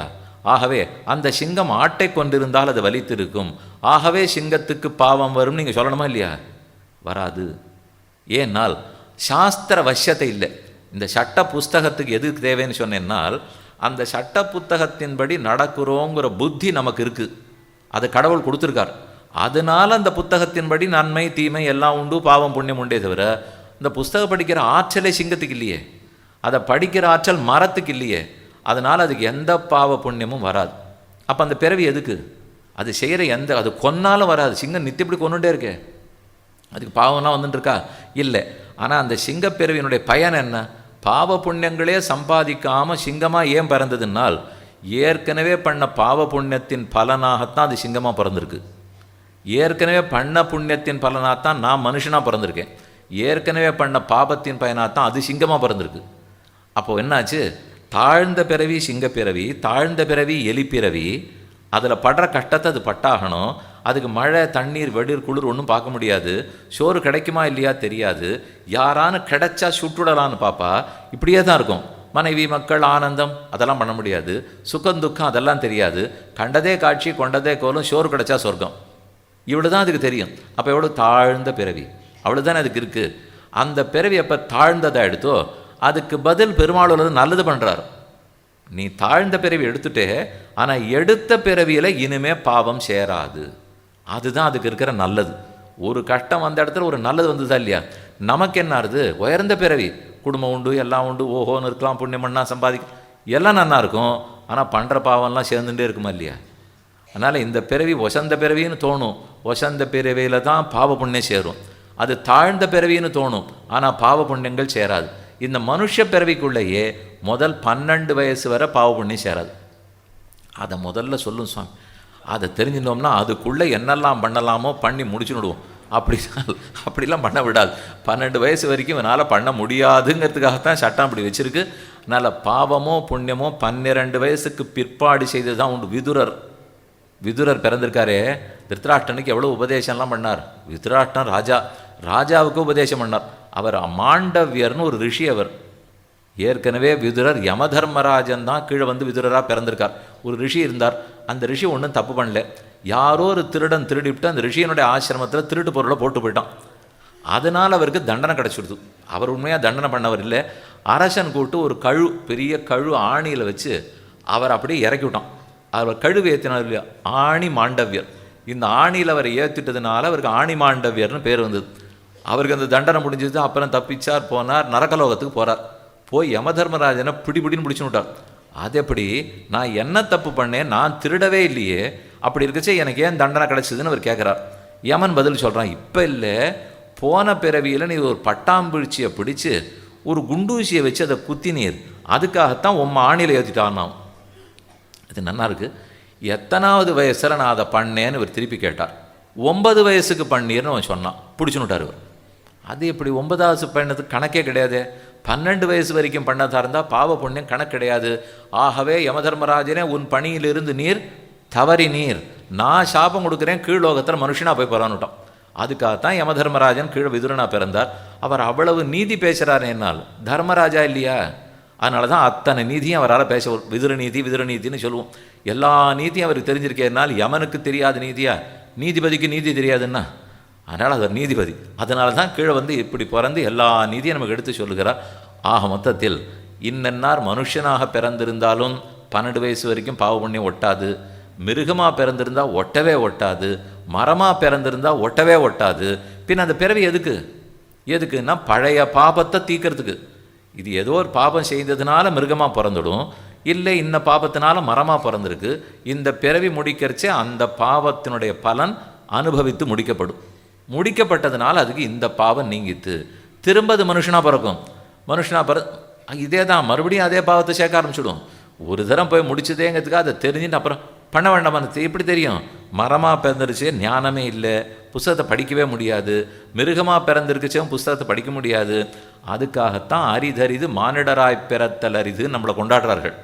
படித்து தெரிஞ்சுக்கலாம், ஒரு புரிதல் வருமே, அதற்கு தான் சொல்லப்பட்டது. அப்போ ஒரு ஆத்மாவுடைய பிறப்பு, இறப்பு, பிணி, வாழ்க்கை, இன்பம், துன்பம், உறவுகள், நண்பர்கள், அறிவு, பக்தி, ஆற்றல், பலம் எதுவாக இருந்தாலும் அவனவன் செய்த முன் செய்வினை கர்மத்தின் பலனாகத்தான் கிடைக்கும். அனைத்தும் முன் செய்த கர்மத்தாலானால், ஆமாம், அனைத்தும் முன் செய்த கர்மம்தான். இதை பற்றி சாஸ்திரம் ஒரு வாக்கியமே சொல்கிறது. ரமணீய சரணாக ரமணீயாம் யோனி மாபன்னேரன், கபூய சரணாக கபூயாம் யோனி மாபன்னேரன். யார் ஒருத்தன் புண்ணியமே பண்ணியிருக்கிறானோ அவனுக்கு பயனாக புண்ணியம் கிடைக்கும். யார் பாபம் செய்திருக்கிறானோ அதற்கு பயனாக பாபப்பிறவி பெறுகிறான். பாபம் செய்தவன் பாவப்பிறவி பெறுவான், புண்ணியம் செய்தவன் புண்ணிய பிறவி அடைகிறான். இப்படித்தான் இது சொல்லியிருக்கு. இதை சொல்கிறதுலேருந்து நமக்கு ஒரு பெரிய ஆபத்து இருக்குது. இது சொன்னதுனால என்ன இடையூறுனால், அப்போ பிறக்கும்போது நான் எதனால் பிறந்திருக்கிறேனோ, புண்ணியத்தால் பிறவியாக இருக்கலாம், நன்னா கட்டுங்க, புண்ணியத்தால் பிறந்திருக்கலாம், பாபத்தால் பிறந்திருக்கலாம். அத்தோட பிறப்பு கடைசி நாள் வரைக்கும் முடிவு பண்ணிப்பட்டதுன்னு வச்சுக்கலாமா? பாபத்தினால நான் பிறக்கிறேன், அதுக்கப்புறம் நான் 80 வயசு வாழ்ந்தால் பாப பிறவியாதே இருக்கணுமா? மாறுறதுக்கு வாய்ப்பு உண்டா? பிறக்கிற அன்னைக்கு என்னவோ இருந்தது, அதுக்கப்புறம் மாறலாமா கூடாதானால் கண்டிப்பாக மாறலாம். மாறாதுன்னு நினைத்து கொள்ளவே கூடாது. மாறப்போகிறது இல்லைன்னு வச்சுங்களேன். அப்போ இத்தனை சாஸ்திர புஸ்தகம் வீண். அது எல்லாம் நம்மக்கிட்ட என்ன சொல்கிறது? நீ நல்லவனாருன்னு சொல்கிறது அது என்ன சொல்லியிருக்க வேண்டும்? பிறக்கும்போது நீ தீயவனாக இருந்திருந்தாயானால் என் புத்தகத்தினிடத்தில் வராதேன்னு சொல்லியிருக்கணும். அதான் மாறாதே. ஆனால் மாறுன்னு ஒத்துக்கவே தானே இத்தனை இதிகாசங்கள், புராணங்கள். பகவானோ ஆழ்வார்களோ ஆச்சாரியர்களோ பிறந்து நீ நல்லவராருன்னு சொல்கிறார்களே, இன்னாரை பார்த்தா நல்லவராருன்னு சொல்கிறார்கள், எல்லாரையும் பார்த்து சொல்கிறார்கள். உண்மையில் ஒருத்தரால் பிறப்புக்கு அப்புறம் மாறவே முடியாதுன்னு இருந்திருந்தால் நல்லவனாருன்னு பொதுவாக சொல்லியிருக்கவே கூடாது. எப்போ என்னையும் உங்களையும் பார்த்து நல்லவனாகுன்னு சொல்லுகிறார்களோ, இன்னென்னது நல்லவனா மாறுன்னு சொல்லுகிறார்களோ, கெட்ட பழத்தை மாற்றிக்கோன்னு சொல்லுகிறார்களோ, அப்போ அது சாத்தியம்னு தான் அர்த்தம். அது சாத்தியமே இல்லைன்னு ஏன் சொல்ல போகிறார்கள்? நிச்சயமாக அது சாத்தியம்தான். இது எப்படி தெரியுமோ? சமீபத்தில் பார்த்தோம், வேகமாக புயல் வந்து கொண்டிருக்கிறது, 13 மைல் வேகத்தில் நகருகிறது. மறுநாள் 6ன்னா, மறுபடியும் 12ன்னா, வரவே போகிறது இல்லைன்னா, வந்து படுத்துன்னா, எதுவுமே புரியல. உங்களுக்கு சரியாக கண்டே பிடிக்க முடியலன்னால் இருக்குது. அதில் ஒரு பெரிய கட்டம் இருக்குது. அந்த கட்டம் அங்கே மட்டும் இல்லை, என் வாழ்க்கையில் என் ஜாதகத்தில் இருக்குது. நான் இன்ன தேதியில் இத்தனை நேரத்துக்கு பிறந்தேன், ஜோசியர் இடத்துல கொண்டு போய் கொடுத்தேன். இப்போல்லாம் கணிப்பொறி வச்சுன்னு இருக்கா, நம்ம ஜாதகம்லாம் வாங்குறதே இல்லை. எத்தனை நிமிஷத்துக்கு பிறந்தேன், எங்கே பிறந்தேன் கேட்க வேண்டியதுதான். அப்படியே சர்வேஸ்வரனாட்டம் கொடுத்துட்றார்கள். அவர் கூட கொஞ்சம் யோசிப்பாரோ என்னமோ, இவனுக்கு நல்லது செய்யணுமேனு ஜோசிக்காரர் அதெல்லாம் பார்க்குறதே இல்லை. கணிப்பொறியில் தட்டுறார், கட்டம் இந்த கட்டம் அந்த கட்டம்லாம் போட்டு கொடுத்தாச்சு. இத்தனை இடத்துல இருக்குது, 7ஆம் இடத்துல இது, 8ஆம் இடத்துல இது, எல்லாத்தையும் போட்டு கொடுத்துட்டார். அப்போ அன்றைக்கே என் வாழ்க்கை முடிவு பண்ணப்பட்டதா இல்லையா? அதெல்லாம் அந்த கோல்சாரம், செவ்வாய், புதன், ராகு, கேது, நான் பிறக்கிற நிமிஷத்தில் ஒவ்வொன்றும் எங்கே இருந்ததுன்னு பார்த்து கட்டம் கணித்தாகிவிட்டது. அதுக்கப்புறம் இந்த கட்டத்தின்படி தான் நீ வாழப்போகிறாய்ன்னு சொல்லிவிட்டார்கள் என்றால் சாஸ்திர புஸ்தகம் தேவையே இல்லை. பக்தியை பற்றி நம்ம பேசவே வேண்டாம், இந்த உபன்யாசம் நடத்தவே வேண்டாம். இது 10 வருஷமாக வேறு நடத்தின்னு இருக்கோம், நடத்த வேண்டிய அவசியமே இருக்காது. எப்போது இதை நடத்த வேண்டும்? அந்த கட்டத்தின் பாதிப்பை மாற்றலாம்னு இருந்தால் தான் பக்தி, மாற்றலாம்னு இருந்தால் தான் கோவில், மாற்றலாம்னு இருந்தால் தான் க்ஷேத்ராட்டனம், மாற்றலாம்னு இருந்தால் தான் புண்ணியம் பாபம். மாற்ற முடியாதுன்னு ஆகிவிட்டால் இது எதனாலையும் பயனே இல்லையே. மேலும் ஒருத்தன் கெட்டவனாக பிறந்தால் அவன் மாறப்போகிறது இல்லைன்னால் முதல்ல கடவுள் அவனுக்குள்ளே உட்கார வேண்டாம், வெளியில் போயிடலாமே. எதுக்கு அவர் உட்கார்ந்து கொண்டிருக்கிறார்? ஆட்சியில் தொடர்ச்சி நன்றுன்னு உட்கார்ந்து கொண்டிருக்கிறார். ஆட்சி பறிப்போயிட்டாலும் அறிக்கை விட்டுட்டே இருக்கணுமா? இது நான் சொல்லலை, 1000 வருஷத்துக்கு முன்னாடி புஸ்தகத்தில் ஆழ்வார்களுடைய வியாக்கியானத்தில் எழுதியிருக்கு. ஆட்சி போய்விட்டாலும் அறிக்கை விட்டு கொண்டே இரு, அப்போ தான் 5 வருஷம் கழிச்சு ஆட்சி வரும். காணா போட்டு அறிக்கையை விடலைன்னா மக்கள் மறந்தே படுவா. இதை நன்னா பயன்படுத்துறது யார் தெரியுமோ? உள்ளே உட்காந்துருக்கிற பகவான் தான். ஏன்னா அப்பப்போ உட்காந்து நான் கெட்டவனோ நல்லவனோ இப்படி ஏதானு எடுத்து சொல்லிட்டு இத்தை பண்ணாதே, அத்தை பண்ணாதே, இதை பண்ணு, அதை பண்ணு, பயப்படுத்துறச்சே பயப்படுத்துவார், தட்டி கொடுக்குச்சே தட்டு கொடுப்பார், சோறு கொடுக்குச்சே கொடுப்பார், அம்மாவா பயப்படுத்துவார், அப்பாவா என்னென்னமோ அவர் உள்ளே உட்காந்து பண்ணிகிட்டே இருக்கார். இல்லைன்னா இவன் திருந்த போதிலேன்னு தெரிஞ்சால் கிளம்பி போயிருப்பாரே, போக மாட்டாரே. உள்ளேயே அமர்ந்து கொண்டு திருந்துவான், மாறிடுவான்ங்கிற நம்பிக்கையில் தான் இருக்கிறார். சாஸ்திரம் கொடுத்தது அந்த நம்பிக்கையில், அவதாரங்களை பண்ணது அந்த நம்பிக்கையில். கண்ணனாகவும் ராமனாகவும் பிறந்து இத்தனை பாடு பாரதத்தில் பட்டார்னா எதுக்கு? திருந்துவான்கிற நம்பிக்கையில் தானே. இத்தனை ஆச்சாரியர்களை அனுப்பிச்சு வைக்கிறார்னா எதற்கு? நான் திருந்துவேங்கிற நம்பிக்கையில் தானே. அதனால் இத்தனையுமே திருந்த முடியும், திருந்துவார்கள்னு எடுத்துக்கணுமே தவிர மாறாதுன்னு வச்சுக்கக்கூடாது. அதை போல தான் நம்முடைய கிரகங்கள் எல்லாம் பிறப்பின் காலத்தில் எங்கெங்கே இருக்கிறதோ அப்படியே தான் கடைசி வரைக்கும் நினச்சிக்க வேண்டாம். நான் ஒழுங்காக நித்தியம் ஆராதனம் பண்ணி நல்லவனாக வாழ்ந்துட்டு இருந்தேனால் அந்த கிரகங்களுடைய அமைப்பை நான் மாற்றிட முடியாது, அது இருக்கத்தான் இருக்கும். ஆனால் அந்த கிரகங்கள் கொடுக்குற பாதிப்பை நான் மாற்றலாம். அந்த பாதிப்பை குறைக்கணும்னு இருந்தால் தான் இத்தனையுமே பிரயோஜனம். விளக்கு எரிஞ்சுட்டு இருக்கு, இந்த விளக்கை நிறுத்துறதுக்கு இப்போ என்கிட்ட சக்தி இல்லைன்னு வச்சுக்கோங்களேன். இது என்ன பண்ணுவா? இந்த 4 விளக்குங்க சேர்த்து ஒரு பொத்தான் இருக்கும், இந்த 3-4 விளக்குங்க சேர்த்து ஒரு பொத்தான் இருக்கும். எனக்கு இப்போ 4 வேண்டாம், கொஞ்சம் எரிச்சல் அதிகமாக இருக்குது, இருந்தாலும் இந்த புகைப்பட கருவி வச்சு எடுத்துகிட்டு இருக்காரோ இல்லையோ, அது மொத்தத்தையும் நிறுத்திட்டா நீர் ஏற்கனவே கருப்பாக இருக்கீர், எனக்கு வேறு ரொம்ப கருப்பாக போயிடும், அதனால் என்னால் எடுக்கவே முடியாது, விளக்கு வேணும்னு வரும். என்ன பண்ணலாம்? நமக்கோ அரிச்சல். ஒன்று செய்யுங்க, ஒரு கருப்பு காகிதத்தை எடுத்து இந்த 2ஐயும் மூடிடுங்க, அந்த 2 மட்டும் எரியட்டும் இப்படின்னு நான் சொன்னேன். உடனே கிடுகிடுன்னு கருப்பு காகிதம் எடுத்துப்பா, மூடியாச்சு, முடிஞ்சுது. நான் பொத்தான் அமைக்கினா 4 அணைஞ்சி போயிடும். அதுக்கு நான் பண்ணாத இருக்க முடியுமா? எனக்கு வெளிச்சத்தின் வீரியத்தை குறைத்தாக வேண்டும். அதற்காக காகிதத்தை ஒட்டினா விளக்கு எரிஞ்சுட்டு தான் இருக்குது, பாதிப்பு மட்டும் குறைஞ்சி போயிடுதா? அதே போலத்தான் கிரகங்களுடைய பாதிப்பை குறைக்க முடியும். கிரகங்கள் இருக்கிற இடத்த நான் மாற்ற முடியாது. அது நான் பிறக்கச்சே என்ன இருந்ததோ இப்போ இங்கே இருக்கோ அது அங்கங்கே தான் இருக்கும். ஆனால் அது என்னென்ன பாதிக்குமோ அதை மாற்றிக்கொள்ளலாமோ இல்லையோ? அதுக்கு தான் இந்த சாஸ்திரம், அதுக்கு தான் புண்ணியம், அதுக்கு தான் பாவத்தை தழுவித்தார். அதனால் நல்ல செயல்கள் செய்து மாற்றலாம். அந்த வானிலை ஆராய்ச்சி கழகத்தை கேட்டால் என்ன சொல்லுவார்கள்? ராத்திரி 8:32க்கு நாங்கள் பார்க்கச்சே இதுதான் நிலை, அது 9:30க்கு மாறித்துன்னா எங்களுக்கு எப்படி தெரியும்? மாறினா 9:30க்கு சொன்னோம், மறுநாள் கார்த்தால மாறித்து திரும்ப மாறித்துன்னு சொன்னோம், மறுநாள் கார்த்தால மாறிட்டுன்னு சொன்னோம், அது திடீர்னு சென்னைன்னு சொல்லிட்டு விழுப்புரம் ஓடி போச்சுன்னு சொன்னோம். எங்களுக்கு என்ன தெரியும்? அவளை திரும்ப நாம் பிடிச்சி, அது எப்படி? நீர் நேத்திக்கு சாயங்காலத்தில் இங்கே தான் மையம் கொண்டு இருந்ததுன்னு சொன்னீரே, இந்த வேகத்தில் வரும்னு சொன்னீரே. நான் சொன்னேன், அது அந்தைய நிலை, அந்த நிலை மாறிவிடலாமே. பிரகலாதன் பிறக்கும்போது அசுரனாக பிறந்திருக்கணும்னா பாபத்தால் தானே அசுரனாக பிறக்கணும். பரமபக்தனாக இருந்தான், அவனை பார்த்து நம்ம ஒத்தரும் தெரிந்து கொள்ள வேண்டுமே. அப்போ எப்போ பிறக்கிற சமயத்துக்கு அசுரனாக பிறந்துட்டார், ஆனால் வளர்ந்து வாழற சமயத்துக்கு தேவனை கூட ஜெயிச்சுட்டார். நேரைய நரசிங்க பெருமாளை முன்னாடி கொண்டு வந்து நிறுத்தி விட்டார். அப்போ அவருக்கு என்னன்னு சொல்ல? வாழ்க்கை மாறிச்சா இல்லையா? இதே போல் இன்னொரு காளிதாசன் பேர்பட்ட கவிஞர், சாகுந்தலம் பாடியிருக்கார், என்னென்ன பாடியிருக்கார். அவர் எவ்வளவு மூடனாக இருந்தார் தெரியுமோ? ஒரு மரத்தினுடைய அடிக்கலையில் மேல் நுனிக்கலையில் உட்காந்து அடிக்கலையில் ரம்பத்தால் அறுத்திருந்தார். இதுதான் அவர் பண்ணது. அந்த நுனிக்கலையில் உட்காந்துருக்கச்சே பக்கத்தில் ஒரு காளி கோவில் இருந்தது. அந்த காளியை பார்த்துட்டே இவர் அடிக்கலையை தினப்படி அறுத்திருந்தார். அந்த காளியினுடைய அருள் கிடைச்சது, மறுபிறவியில் காளிதாசனாக பிறந்துட்டார். அவர் என்ன பண்ணிட்டு இருந்தார்? என்ன மூடனாக இருந்திருக்கார்? அவர் அப்படியே மாறி போய் இப்படி பிறந்தார். அது அன்று அவருக்கு இருக்கிற மூடத்தனம், அறிவில்லாத்தனம், மேல்கலையில் உட்கார்ந்து கொண்டு அடிக்கலையை அடுத்திருக்கார். அந்த அறுக்கிற சமயத்துலேருந்து அங்கே இருக்கிற காளியை பார்த்து கையை கூப்பியிருக்கார். அதுக்கு அந்த காளிக்கு பிரீத்தி, அதனால் அவள் அருளினால் மொத்தத்தில் பெரிய கவிஞர் ஆகிட்டார். அன்றைக்கி நீ அப்படி மூடனாக இருந்தே இன்னைக்கு கவிஞன் ஆயிட்டே என்னால், அது இதே வானிலை தான். அன்றைக்கி அப்படி இருந்தது, இன்றைக்கி அப்படி ஆயிட்டே என்னால் அப்படியும் இருப்பார்கள். மாறலாம்ங்கிறதுக்காக சொல்கிறேன். எல்லாமே முடிவெடுக்கப்பட்டது, ஆணி அடிக்கப்பட்டு விட்டதுன்னு நினைக்கவே வேண்டாம். யாராக என்றைக்காக இருந்தாலும் மாறலாம். 2 பக்கமும். நான் இப்போ கெட்டவனாக இருந்து மூடனாக இருந்ததெல்லாம் நல்லவனாக பற்றி சொன்னேன். இதே வேகத்தில் நல்லவனாக பிறந்தவன் கெட்டவனாகவும் ஆகலாம். இப்படியும் நடக்கலாம், அப்படியும் நடக்கலாம். உங்களுக்கு ஒரு சரித்திரம் கேள்விப்பட்டிருப்பீர்கள். சித்திரக்கூடம்னு ஒரு இடம், மந்தாகினி நதி. அந்த நதிக்கரையில் சித்திரக்கூடம் ரொம்ப அழகான இடம், அவசியம் நீங்கள் போய் பார்க்கணும். ராமனும் சீத்தையும் ஏகாந்தமாக தனிமையில் அமர்ந்திருக்கிறார்கள். லக்ஷ்மணன் தள்ளி நின்று பாதுகாவலுக்காக இருக்கிறார். அப்போ மந்தாக நதி ஓடின்னு இருக்கு. கொஞ்ச நேரம் சீத்தை மடியில் ராமன் தலையை வச்சு தூங்குறார். கொஞ்ச நேரம் ராமன் மடியில் சீத்தை தலையை வைத்து தூங்கி கொண்டிருக்கிறாள். சமயா போதித ஸ்ரீமான் சுகசுப்த பரந்தபா, இன்னும் அழகான வால்மீகி ராமாயண ஸ்லோகம். இந்த சமயத்தில் சீத்தை முழித்து கொண்டிருக்கிறாள். ராமன் அவள் மடியில் தலை வைத்து உறங்கி கொண்டிருக்கிறார். காக்கை அசுரன், காக்கை வடிவத்தில் ஒரு அசுரன் வரான். அவனுக்கு ஜெயந்தன்னு பேர். அவன் பிறப்பில் இந்திரனுக்கு பிள்ளை.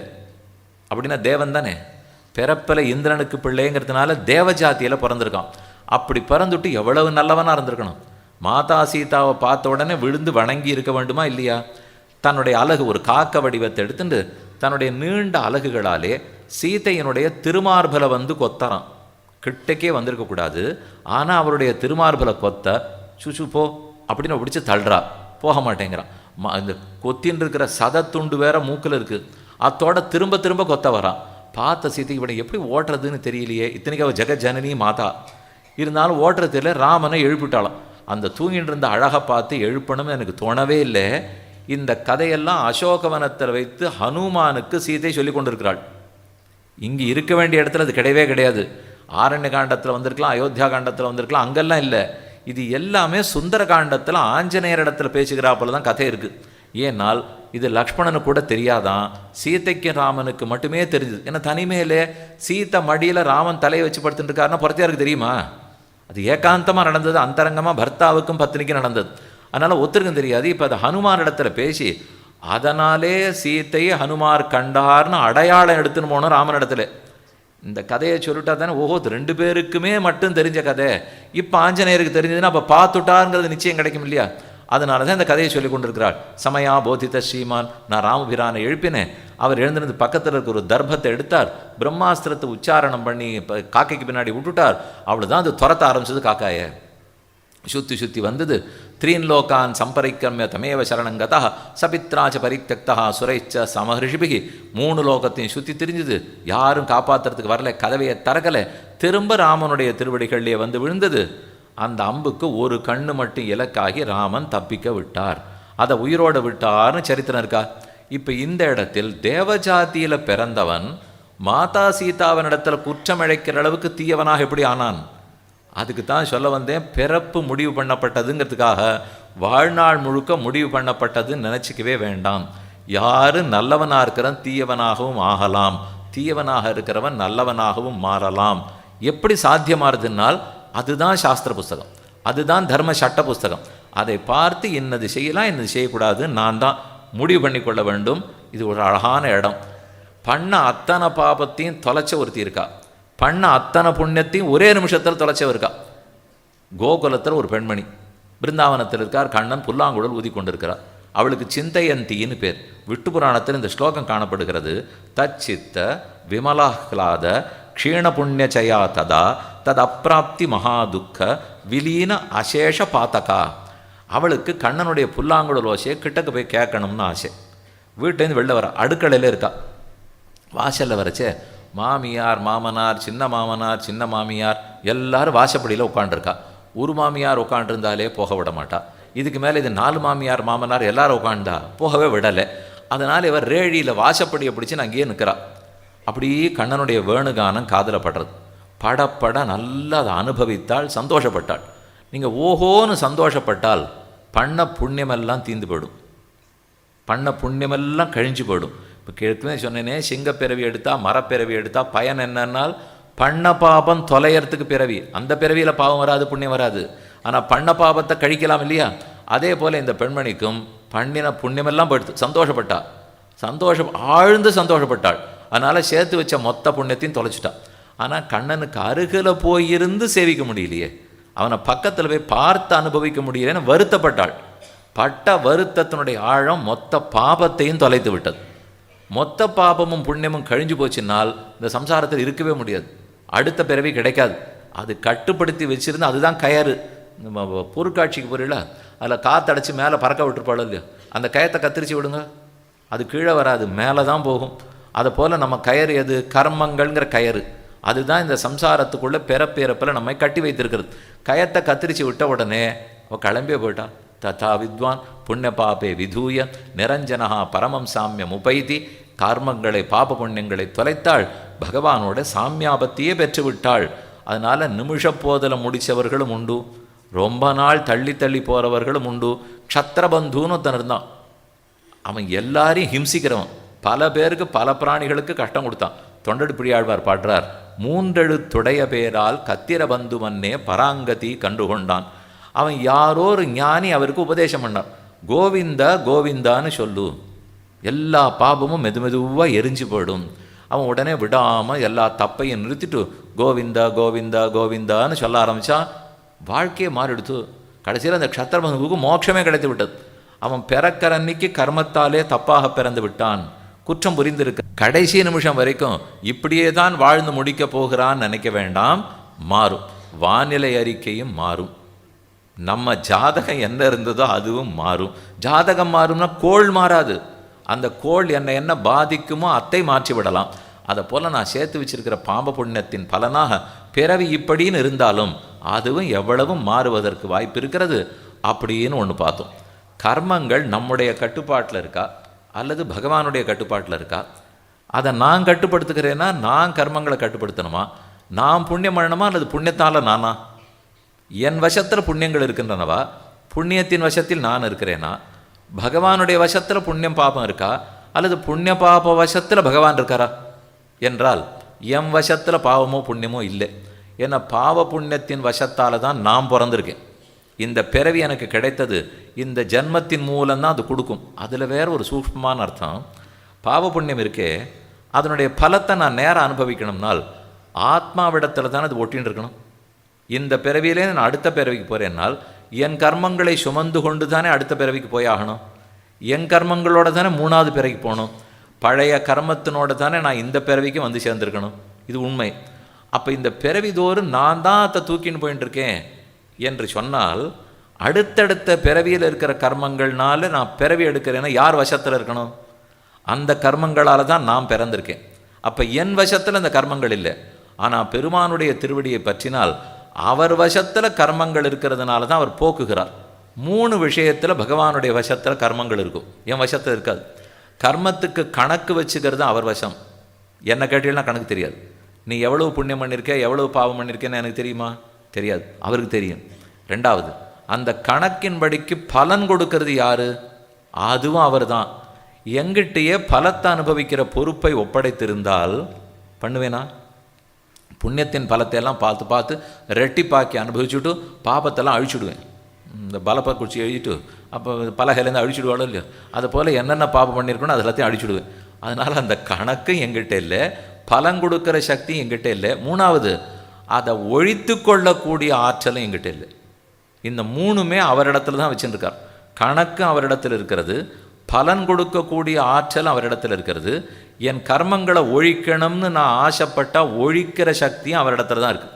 அதனால தான் கீதையில் கடைசியில் 18வது அத்தியாயம் 66வது ஸ்லோகம், சர்வதர்மானு பரித்யஜ்ய மாமேகம் சரணம் ரஜ அகம் துவா சர்வ பாபேபியோ மோக்ஷயிஷ்யாமி மா சுச்சா. நான் உன்னை எல்லா பாபங்களில் நின்று விடுவிக்கிறேன், சோகப்படாதேன்னு கண்ணன் சொன்னாரோ இல்லையோ. நான் எல்லா பாபங்களில் நின்று விடுவிக்கிறேன்னால் நாம் என்ன சொல்லிக்கணும்? நான் என்னை எல்லா பாபங்களில் நின்றும் விடுவித்து கொள்ளுகிறேன்னு சொல்லியிருக்கணும். பண்ணவே முடியாது, ஒருத்தர் கூட சொல்ல முடியாது. நான் எல்லா பாபங்களிலிருந்தும் பெருமான் திருவடிகளை பற்றி அவர் விடுவிப்பார் என்று தான் சொல்ல முடியும். அதனால் அவர் சந்தோஷப்பட்டுத்தான் என் பாபத்தை போக்கி ஆகணும். இல்லையே பிராயச்சித்தம் பண்ண போகும்னு சொன்னீரென்னால் பிராயச்சித்த தர்மத்தை பண்ண அதனால் சந்தோஷமடைந்த பெருமான் என் கர்மத்தை போக்க வேண்டும். ஏன்னா அது என் கையிலேயே இல்லையே, கணக்கே அவர்கிட்டனா இருக்குது. எப்போ கணக்கு புத்தகமே அவரிடத்தில் இருக்கிறதோ அதை அழிக்கிற வேலை அதுவும் அவருடைய வேலை தான். சாமி, நாங்கள் ஏதோ ஒரு திரைப்படத்தில் பார்த்தோம், ஒரு நாடகத்தில் சித்திரகுப்தன்கிட்ட புஸ்தகம் இருந்தது. அவர் திடீர்னு ஏதோ தூங்கிட்டு இருக்கச்சு புஸ்தகத்தை கீழே விட்டுட்டாராம். அதை கீழே வேற வந்தெல்லாம் தேடின்னு இருக்காராமே. நம்ம வீட்டுக்கு எதிர்த்து வீட்டில் கூட வந்து தேடிட்டு போனாள். இங்கேயும் தேடமாட்டான், ஒரு புஸ்தகமும் இல்லை, எங்கேயும் அது தொலைவும் இல்லை. இப்படிலாம் ஒரு புஸ்தகம் இருக்கவே முடியாது. நாடகம் எடுக்கிறதுக்கு வேணால் இதெல்லாம் நல்லா இருக்கலாமே தவிர எத்தனை கோடி ஜனங்களா ஜீவராசிகள். பாவ புண்ணியங்கிறது மக்களுக்கு மட்டும் இல்லையா, தேவர்கள் எத்தனை பேருக்கு உண்டு. என்னென்ன அசுரன் உண்டோ, ராட்சசன் உண்டோ, கந்தர்வன் உண்டோ, எல்லாத்துக்கும் உண்டு. கணக்கு அத்தோட போகாது. மரம் செடி கொடி எல்லா கணக்கும் வேணும். சுவாமி சேராதுன்னு சொன்னீரேனால் பண்ண பாபத்தை முடிச்சுதா இல்லையான்ற கணக்கு வேணுமே. மரமாக பிறவி எடுத்திருக்கு, எத்தனை ஆண்டு மரப்பிறவி? நான் பிறந்திருக்கேன்னா இத்தனை வருஷம், மரமாக பிறந்திருக்கேன்னு 150 வருஷம் இருக்கும், 300 வருஷம் இருக்கும். அப்போ அந்த பாபத்தின் பலனை கழிப்பதற்கு 300 ஆண்டுகள் ஆகும்னு அர்த்தம். அந்த மரத்துக்கும் சேர்த்து கணக்கு வச்சு கொண்டா தான் கடவுள் நடத்த முடியும். நம்ம இல்லைன்னா அந்த மரம் திரும்ப மனுஷனாக பிறக்க போகிறதே. இந்த பாபம் முடிஞ்சு போச்சுன்னா அது திரும்ப போய் மனிதனாக பிறக்கும்.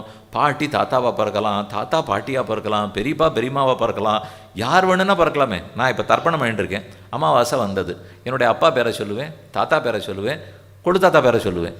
இந்த 3 பேருக்கு இப்போ தர்ப்பணம் கொடுத்துட்டே இருக்கேன். அதில் கொள்ளு தாத்தா இன்னொரு இடத்துல போய் யாரோ ஒருத்தருக்கு அப்பாவாக இருப்பார், என்னுடைய தாத்தா இன்னொரு இடத்துல போய் கொள்ளு பாட்டியாக இருப்பார். அப்போ இன்னொருத்தர் தான் தர்ப்பணம் பண்ணச்சே என்னுடைய கொள்ளு தாத்தாவுக்கு அவருடைய பாட்டின்னு பேரை சொல்லி தர்ப்பணம் பண்ணிட்டுருப்பார். பேர் வேறையாக இருக்கும், இந்த ஆத்மாவுக்கு பேர் இல்லையே, எடுத்த உடம்புக்கு தானே பேர். இதெல்லாமாவது தேவையில்லை. கொள்ளு தாத்தா பாட்டியான கதை சொல்லிட்டு இருக்கேன். இந்த கொள்ளு தாத்தா மானா பிறந்திருந்தா, அந்த மான் இப்போ எனக்கு அப்பாவாக இருந்திருந்தா, இப்படி இருக்கலாம் அப்படி இருக்கலாம். அதனால் இது எந்த கணக்குமே நாம் நினைக்கிற அளவுக்கெல்லாம் சின்ன கணக்கே இல்லை. இது ரொம்ப ஆபத்தான கணக்கு, ரொம்ப பெரிய கணக்கு, ஒருத்தரால் தான் போட முடியும். அப்போ இத்தனை ஆபத்தை போக்கிறதுக்கும் ஒருத்தருக்கு தான் சக்தி உண்டு. இதற்குண்டான பலத்தை அனுபவிக்க வைக்கிறது அவரால் தான் முடியும். ஆனால் இது எதுவும் என்னுடைய கட்டுப்பாட்டில் இல்லை, கர்மங்கள் பகவானுடைய கட்டுப்பாட்டில் உள்ளன. செய்வதோ செய்யாததோ என் கட்டுப்பாட்டில் இருக்குது. அதை அவர் வச்சுக்கவே மாட்டார். அதை செய்யன்னு சொல்கிறதுக்கு தான் சாஸ்திரத்தை கொடுக்குறார். தானே பிறந்து பிறந்து இன்னென்ன நல்லதெல்லாம் செய்யலாம்னு சொல்கிறார். தாம் பிறந்து இன்னென்ன தீயதெல்லாம் செய்யக்கூடாதுன்னு சொல்லுகிறார். ஆச்சாரியர்கள் மூலம் இன்ன தீயதை செய்யாதேன்னு சொல்கிறார், இன்ன நல்லதை செய்யன்னு சொல்கிறார். சாஸ்திரத்தையும் கொடுத்தார், அவதாரம் பண்ணி பார்த்தார், எனக்கு பண்ணுறதுக்கு ஞானத்தை கொடுத்துருக்கார், பலத்தையும் அவர் தான் கொடுக்குறார். இது எல்லாத்தையும் சொல்லிவிட்டு அவர் கடைசியில் எதிர்பார்க்கறது என்ன? சரி, நீ நல்லதை பண்ணு, நல்லவனாக வாழ்ந்துக்கோ. தீயதை பண்ணியானா தீயவனா பிறக்க போகிறே, அந்த தீயவனாக இருந்து மாறுறதுக்கு கஷ்டப்படுவே, உனக்கு நல்லதாக இருக்கும், ஊராருக்கு நல்லதாக இருக்கும், புண்ணியத்தை பண்ணு. இதுதான் அவர் திரும்ப திரும்ப சொல்லுவது. ஆனால் அது அவருடைய கட்டுப்பாட்டில் தான் இருக்குது. அவர் உள்ளேயே அமர்ந்து கொண்டு அனுமதிப்பார். இந்த ஒவ்வொருத்தருடைய உள்ளத்திலிருந்து கணக்கு வச்சுக்கிறார். இவன் பண்ணுறதையும் பண்ணாது இதை அனுமதிக்கிறார், தடுக்கிறார். இதை கொண்டு தான் நம்ம வாழ்க்கையை அமைத்து கொள்ளுகிறோம். அதனாலே நாம் புரிஞ்சிக்க வேண்டியது என்ன? கர்மங்களை செய்யணும்னு பெருமாள் ஆசைப்படுறார், ஆனால் பாபத்தை தவிர்க்க வேண்டும், புண்ணியத்தை செய்ய வேண்டும்னு சொல்லுகிறார். இப்போ கடைசியாக 5 நிமிஷம் நாளைக்கு சொல்ல வேண்டியதுக்கு முன்னுரையாக சொல்லிடுறேன். இதே தொடர்ச்சி தான். இந்த தொடர்ச்சிக்கு ஒன்று பார்த்துங்க. எது எளிய புண்ணியம்? தானம் பண்ணுறதா, அல்லது ஒரு குளத்தை வெட்டுறது, கோவில் கட்டுவது, இதெல்லாம் புண்ணியம் தான். என்னால் புண்ணியத்தை 2 வகையாக பிரிக்கிறார்கள். சாபேக்ஷம்னு ஒன்று, நிரபேக்ஷம்னு ஒன்று. இதை மட்டும் மனசில் நன்னா வாங்கி கொள்க, சிந்தித்து விட்டு வாருங்கள். சாபேக்ஷம்னு ஒன்று, நிரபேக்ஷம்னு ஒன்று. சாபேக்ஷம்னு சொன்னால் எதிர்பார்த்து செய்யப்படுவது, துணையோடு செய்யப்படுவது. நிரபேக்ஷம்னால் எதிர்பாராமல் துணை இல்லாமல் செய்யப்படுவது. எப்படின்னு சொல்கிறேன். நான் ஒரு யாகம் பண்ணணும், நல்ல புண்ணியம். துணையோடு செய்யணுமா துணை இல்லாத செய்யணுமா? 4 பேரை கூப்பிடாது எப்படி யாகம் பண்ணுவேன்? முதல்ல எனக்கு யாக ஹோம கொண்டம் கட்டவே தெரியாதே, எனக்கு கட்ட தெரியாது. கட்டுறவர் வந்தாகணும், சுள்ளி பொறுக்கின்றவர் கொடுத்தாகணும், மந்திரம் சொல்கிறதுக்கு வாத்தியார் சுவாமி வந்தாகணும், நெய் பால் தயிரை ஒருத்தர் கொடுத்தாகணும். இத்தனை பேர் சேர்ந்திருந்தால்தான் என்னால் ஒரு யாகம் பண்ண முடியும். இத்தனை பேருடைய உதவி தேவை. அதைத்தான் சாபேக்ஷ தர்மம், சாபேக்ஷமான கர்மம் புண்ணியம்னுவா. கொஞ்சம் கஷ்டம். ஆனால் இதை தான் பண்ணுறதுக்கு மக்கள் தயாராக இருப்பா. ஹோமம் பண்ணு யாகம் பண்ணுன்னா பணச்செலவு பொருள் செலவு பண்ணிட்டா போகிறோமோ இல்லையோ. இதெல்லாம் சாபேக்ஷ தர்மம். நிரபேக்ஷ தர்மம் பொய் சொல்லாமை, யார் உதவியாவது வேணுமா? அஹிம்சையை கடைப்பிடித்தல், யார் உதவியாவது வேணுமா? வாக்காலே கனியிருப்ப காய் கவர்ந்தற்று, இனிய உளவாக இன்னாத கூறல் கனியிருப்ப காய் கவர்ந்தற்று. தப்பாக ஒத்தரையும் நிந்திக்காம ஏசாமல் இருக்கேன், யார் உதவியாவது வேண்டுமா? உண்மை பேசுவதற்கோ, வாக்கால் துன்புறுத்தாமல் இருப்பதற்கோ, அகிம்சையை கடைப்பிடிப்பதற்கோ, புலால் உண்ண மறுப்பதற்கோ, கள்ளு குடிக்காமல் இருப்பதற்கோ எதற்கு இன்னொருத்தர் உதவியே தேவையில்லையே. இப்படி நானாக பண்ணக்கூடிய புண்ணியங்கள் எல்லாம் நிரபேட்ச புண்ணியம். ஆனால் ஜனங்கள் சுலபத்தில் அதுக்கு வரமாட்டார்கள். எதுக்கு வருவார்கள் தெரியுமோ? சாபேட்ச புண்ணியத்துக்கு வருவா. நாம சங்கீர்த்தனம் பண்ணுறேன், 4 பேர் சேரணும், ஜாலரா வேணும், எல்லாம் வேணும், வந்துடுவார்கள். யாகம் பண்ணுறேன், வருவார்கள். தீர்த்த யாத்திரைக்கு போயிட்டு வரேன், பொருள் செலவு போகணும், வண்டி காடி பிடிக்கணும், நடக்கணும், போகணும், போயிட்டு வரேன்வா. கோவிலுக்கு போய் கோவில் கட்டுறேன் வரேன் பண்ணுவார்கள். இதெல்லாம் பண்ணுவா. இத்தனைக்கு இது எல்லாத்தையும் எதிர்பார்த்து பண்ண வேண்டியது. எது எதிர்பார்க்காம பண்ணலாமோ அந்த புண்ணியத்துக்கு ஜனங்க சுலபமாக வரமாட்டார்கள். நான் பொய் சொல்லாமேங்கிறது சுலபமாக இருக்கே, யாரையும் எதிர்பார்க்க வேண்டாம். சிறந்த புண்ணியம், எளிய புண்ணியம். இப்போ நீங்கள் எளிய புண்ணியம்னு கணக்கு கேட்டீர்கள் என்றால், அகிம்சையை கடைப்பிடித்தல், இருப்பதை கொண்டு திருப்திப்படுதல், திருடாமல் இருத்தல், பெறத்தியாருடைய சொத்துக்கு ஆசைப்படாமல் இருத்தல், இவையும் புண்ணியம். இதெல்லாம் நல்ல பண்புகள் நீங்கள் நினைக்கிறீர்கள். இல்லை, இதெல்லாம் புண்ணியத்திலே சேரும். இது ஒவ்வொன்றுமே புண்ணியம். பொய் பேசாமல் இருந்தாலோ திருடாமல் இருந்தாலோ இது ஒவ்வொன்றுமே நல்லது. ஆனால் இதெல்லாம் பண்ணால், பொய் பேசினால், திருடினால், கல் குடித்தால் பாபத்தில் சேரும். அது இல்லைன்னு சொன்னால் அது புண்ணியத்தில் சேரும். இது இந்த மாதிரி சேர்றதே இது சுலபமாக இருக்கும் போல் இருக்கே, என்னால் வரமாட்டான். இதுதான் கஷ்டம்னு. ஹோமம் பண்ண சொல்லினா பண்ணிடுவோம் சுவாமி, கோவில் கட்ட சொன்னால் கட்டிடுவோம், நீர்நிலை ஏற்படுத்த சொன்னால் பண்ணிடுவோம், மரம் வைக்க சொன்னால் வச்சுருவோம். ஆனால் பிராணி ஹிம்சை பண்ணக்கூடாது. நான்லாம் எதையும் கொல்றதும் இல்லையே, நான் அப்படிலாம் ஒன்றும் சாப்பிட்றதும் இல்லை என்னால் இல்லை. ஆனால் அதே குழு வசதி போட்டுருக்கோமா இல்லையா? இந்த இடம் முழுக்க ரொம்ப நன்னா இருக்குது. அது இத்தனை பேர் வந்திருக்கும். கார்த்திகை மாதமாக இருந்தால் கூட ஜில்லுன்னு நன்னா இருக்கு சார். நீர் சொல்கிறது புரியறதோ இல்லையோ, கொஞ்சமாவது இது கொஞ்சம் மூளைக்குள்ளே போய் ஜில்லுன்னு ஆக்குறது. அதனால தான் என்ன சொல்கிறீரோ புரியறது. நான் சௌக்கியமாக உட்காந்துருக்கோம், நல்லா இருக்கும். ஆனால் இந்த வசதி பண்ணதுக்காக எத்தனை கிருமிகள்லாம் நாசமாகும். ஆகாசத்தில் ஓட்ட விடறதான் தெரியுமா இந்த குழு வசதி. ஒன்றும் வேண்டாம், நம்ம வீட்டில் குழு பெட்டி வச்சுட்டுருக்கோமே, 4 நாள் குழம்பு இருக்கா இல்லையா? நேற்றுக்கு யாரோ சித்தி வந்திருந்தா வெத்த குழம்பு பண்ணி வச்சுட்டு போனார்கள். முந்தா நாள் வரைச்சே பெரியம்மா வந்திருந்தார், மோர் குழம்பு பண்ணி வச்சுட்டு போனார்கள். ஆனால் தர்மம் சொல்கிறது கார்த்தால பண்ணுறது மத்தியானம் சாப்பிடணும், சாயங்காலம் பண்ணுறது ராத்திரி சாப்பிடணும். இதுக்கு மேலே வச்சுக்கவே கூடாது. இதுக்கு மேலே வச்சுட்டு சாட்டியானா அதை தாமச ஆகாரம்னு கண்ணன் தவிர்க்கிறோன்னுறார். சாப்பிடு இது சுவாமி, இதெல்லாம் ஒரு வேலையை பற்றி சொல்லிட்டுருக்கீள். நாங்கள் 4-5 நாளைக்கு வச்சுட்டுருக்கோம், வார கணக்கில் வச்சுட்டுருக்கோம். விதவிதமான சமையல். ஒரு வீட்டுக்கு போனால் ஒரு நாள் வெத்த குழம்பு கிடைக்கும், புளி குழம்பு கிடைக்கும். ஆனால் இன்னொருத்தர் வீட்டு போகிறச்சு அவர் சொல்கிறார், உங்களுக்கு என்ன குழம்பு வேணும்னார். குழம்பு வேணுமா, ரசம் வேணுமா, கூட்டு வேணுமா கேட்டு கேள்விப்பட்டிருக்கேன். குழம்பே 4 வகை சொல்லி முடியுமான்னா பெரிய பொட்டி வச்சுருக்காருன்னு அர்த்தம். குழு பொட்டியில் நிறையா வைக்கலாம் போல் இருக்குது. உமக்கு இன்றைக்கி வெண்டைக்காய் போட்டோமா புடலங்காய் போட்டிருக்கோமா. ஒரு வீட்டில் ஒரு நாள் பண்ணுவார்கள், அதுக்கு 4 காய்கறி இருக்குமானால் இதெல்லாமே ஆபத்து. ஏன் கூடாது, அதை தவிர்க்கணும்னு சொல்கிறது தெரியுமோ?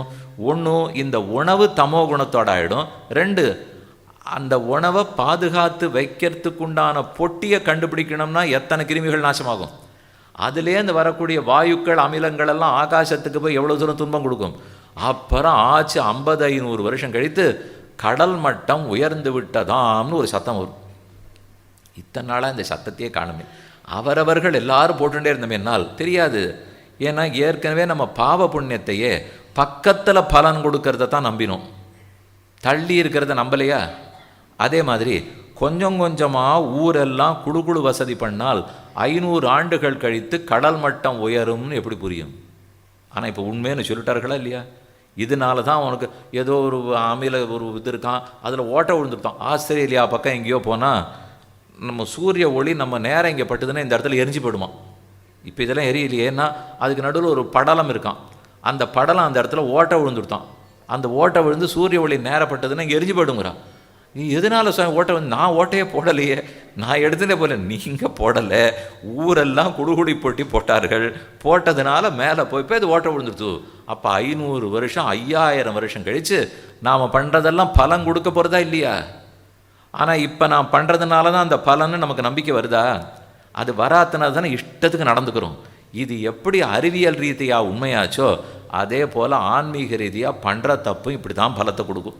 நமக்கு அது நம்பிக்கை இருக்கா இல்லையா, அருகாமையில் தெரியறதா இல்லையாங்கிறதெல்லாம் பேச்சு இல்லை. நீங்கள் சின்ன சின்ன தர்மத்தை புண்ணிய காரியத்தை இப்போ சேர்த்து வைத்து கொண்டே இருந்தால் அது 500 வருஷம் கழிச்சும் 5000 வருஷம் கழிச்சு கூட பலன் கொடுக்கும்.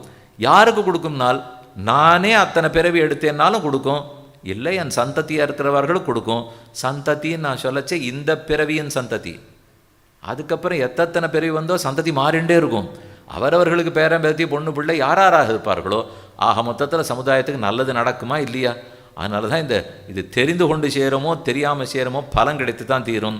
ஆக மொத்தத்தில் நம்முடைய அன்றாட வாழ்க்கையிலே இந்த கர்மங்கள் நம்முடைய கட்டுப்பாட்டில் இருக்கானால் செய்யக்கூடிய இனிமேல் வரக்கூடிய செயல்கள் தான் என் கட்டுப்பாட்டில் இருக்குது. மற்றபடி பழைய வினைகள்லாம் என் கட்டுப்பாட்டில் இல்லை. அப்போ யார் கட்டுப்பாட்டிலையுமே இல்லையானால் பகவானுடைய கட்டுப்பாட்டில் இருக்கிறது. அவர் திருவடிகளை பற்ற கண்டிப்பாக அவர் ஒழிக்கிறார். ஆக 2 விதமான தர்மம் சொல்லியிருந்தேன். ஒன்று சாபேட்ச கர்மா, இன்னொன்று நிரபேட்ச கர்மா.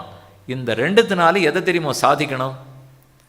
கர்மத்தால் புண்ணியத்தினால நேர பலம் நினைக்கிறோம். இல்லவே இல்லை. நடுவில் உடல் பிறவி இல்லாமல் பலத்தை கொடுக்கவே முடியாது. நான் இப்போ போன பிறவியில் ஏதோ ஒரு புண்ணியத்தை சேர்த்துருக்கேன். இந்த பிறவியில் எனக்கு இன்னும் சரீரம் கிடைக்கல, நான் இன்னும் எதுவாகவும் பிறக்கலைன்னு வச்சுக்கோ, கணக்கு அப்படியே இருக்கும். அந்த கணக்குக்கு உண்டான சுக துக்கங்கள் எனக்கு வந்து அடையவே அடையாது. நான் சுகப்படணும்னா துக்கப்படணும்னா உடம்பு கிடைச்சா தான் சுக துக்கம். அதனால் எந்த கர்மமாக இருந்தாலும் நம் உடல் மூலமாகத்தான் இன்ப துன்பத்தை கொடுக்க முடியுமே தவிர பிறவி எடுக்கலைன்னா இன்பமும் வராது துன்பமும் வராது. யோசிச்சு பாருங்கள், ஆத்மாவுக்கு சந்தனம் பூசி உள்ளமா? நல்லா குழு குழுன்னு இருக்குமா? இல்லை அவர் ஒரு வசதியான இடத்துல உட்காத்தலாமா? அவருக்கு கல்கண்டு சக்கரை பொங்கல் பண்ணி ஆத்மா வாயில் ஊட்டுனா? சுவாமி, ஆத்மா இத்துன்னு உண்டு, அவருக்கு வாயும் கிடையாது வயரும் கிடையாது எதுவும் இல்லை. அவர் ஆனந்தமயமாக ஞானமயமாக இருக்கார். எதுவாக இருந்தாலும் வலியோ எலும்போ தோலோ முறிவோ கட்டமோ நட்டமோ உடல் பிறவி எடுத்தால்தான். அதனால் எந்த கர்மம் பலத்தை கொடுக்கணுன்னாலும் புண்ணியத்தை சேர்த்திருந்தாலும் பிறந்தாத்தான் புண்ணிய பலம், பாபத்தை சேர்த்திருந்தாலும் பிறந்தாத்தான் பாப பலம். அப்படி அந்த பிறவிங்கிறது எவ்வளவு முக்கியத்துவம் இருக்கிறது தெரியுமோ? இன்னொரு இடம் சொல்கிறேன், நாளைக்கு வரைச்சே சொல்கிறேன். அப்போ அந்த பிறவி எடுத்துட்டோம், இதுக்கப்புறம் நாம் நன்னாக இருக்க வேண்டுமானால் அப்பா குணங்களை வளர்த்துக்கணும். இந்த பிறவிக்கு முக்கியமான பயன் நல்ல பண்புகளை வளர்த்து கொள்ளுதல். சாந்தி தாந்தி புலனடக்கம் நல்ல பண்பு, மன அடக்கம் நல்ல பண்பு, துஷ்டி இருப்பதை கொண்டு சந்தோஷப்படுதல் நல்ல பண்பு. இந்த பண்புகள்லாம் கிடைக்கணும். இதுதான் பெருமாளுக்கு ஆனந்தத்தை கொடுத்து எனக்கு சௌக்கியத்தை கொடுக்க போகிறது, எனக்கு சுகமாக இருக்கிறது இன்பத்தை கொடுக்க போகிறது. பகவான் ஆனந்தப்பட்டாதான்னு சொன்னேன். அவரை எது சந்தோஷப்படுத்தும்? என்னுடைய நல்ல பண்புகள், நல்ல நடத்தை. அந்த நல்ல நடத்தை வர்றதுக்குத்தான் 2 வகையான புண்ணியங்கள், சாபேட்ச கர்மா நிரபேட்ச கர்மா. நான் யாகம் பண்ணாலோ ஹோமம் பண்ணாலோ தீர்த்த யாத்திரை போனாலோ என்னை கண்டு ஒரு திருப்தி பகவானுடைய உள்ளத்தில் ஏற்பட்டு அதன் மூலம்தான் எனக்கு இன்பம் கிடைக்கும். அதே போல் நான் திருடினாலோ பொய் சொன்னாலோ புலால் உண்டாலோ கள்ளு குடித்தாலோ அதனால் எனக்கு தப்பான குணங்கள் ஏற்பட்டு அதை பார்த்து பெருமானுடைய உள்ளத்தில் கோபம் பிறக்கும், அதனால் எனக்கு துன்பம் கிடைக்கிறது. இந்த சாபேட்ச தர்மம் எவை, நிரபேட்ச தர்மம் எவை? அதில் எளிமையாக புண்ணியத்தை கொடுக்கக்கூடியது எது? கோயில்களில் அர்ச்சா திருமூர்த்திக்கு கைங்கரியம் பண்ணுதல். கோவில்கள் தோறும் பகவான் இருக்கிறார், அங்கு சென்று தொண்டு செய்தல், நாம சங்கீர்த்தனம் செய்தல், பிராணிகளை எக்காரணம் கொண்டு வதை ஹிம்சை பண்ணாமல் இருத்தல், ஆந்தனையின் தான தர்மங்களை கொடுத்தல், தர்மசாஸ்திரத்தின்படி நடத்தல். அதில் எத்தனையோ வகைகள்லாம் சொல்லியிருக்கா, என்னன்னு நாளைக்கு சொல்கிறேன். அப்போ அர்ச்சா பெருமானுடைய திருமேனிக்கு போய் கைங்கரியம் பண்ணுறது, பாகவதர்கள் அடியவர்களுக்கு தொண்டு செய்தல், நான் என்னிடத்தில் அஹிம்சையை கடைப்பிடித்தல். மனத்தாலும் மொழியாலும் மெய்யாலும் 3 ஹிம்சை கூடாது. மனசால கூட ஹிம்சை நினைக்கக்கூடாது, பேச்சால் ஒத்தனை ஹிம்சிக்கக்கூடாது. அடிக்கலை அது மட்டும் அஹிம்சைன்னு சொல்லக்கூடாது. பேச்சாலும் ஹிம்சிக்கக்கூடாது, மனத்தாலும் ஹிம்சிக்கக்கூடாது. அஹிம்சையை கடைப்பிடித்தல், நாம சங்கீர்த்தனத்தை செய்தல், க்ஷேத்ராட்டனம் தீர்த்த யாத்திரை அடைதல், கோவில்களுக்கு செய்து தொண்டு செய்தல், தானம் கொடுத்தல், இவையெல்லாம் எளிய எளிய புண்ணியங்கள். இது எப்படி எளிமையாகுது, இதற்கு என்ன பலன் கிடைக்குங்கிறத சொல்லிக்கொண்டு நம்முடைய பிறவி வரமா சாப்பமா அப்படிங்கிறதையும் நாளை மாலை கூறுகிறேன்.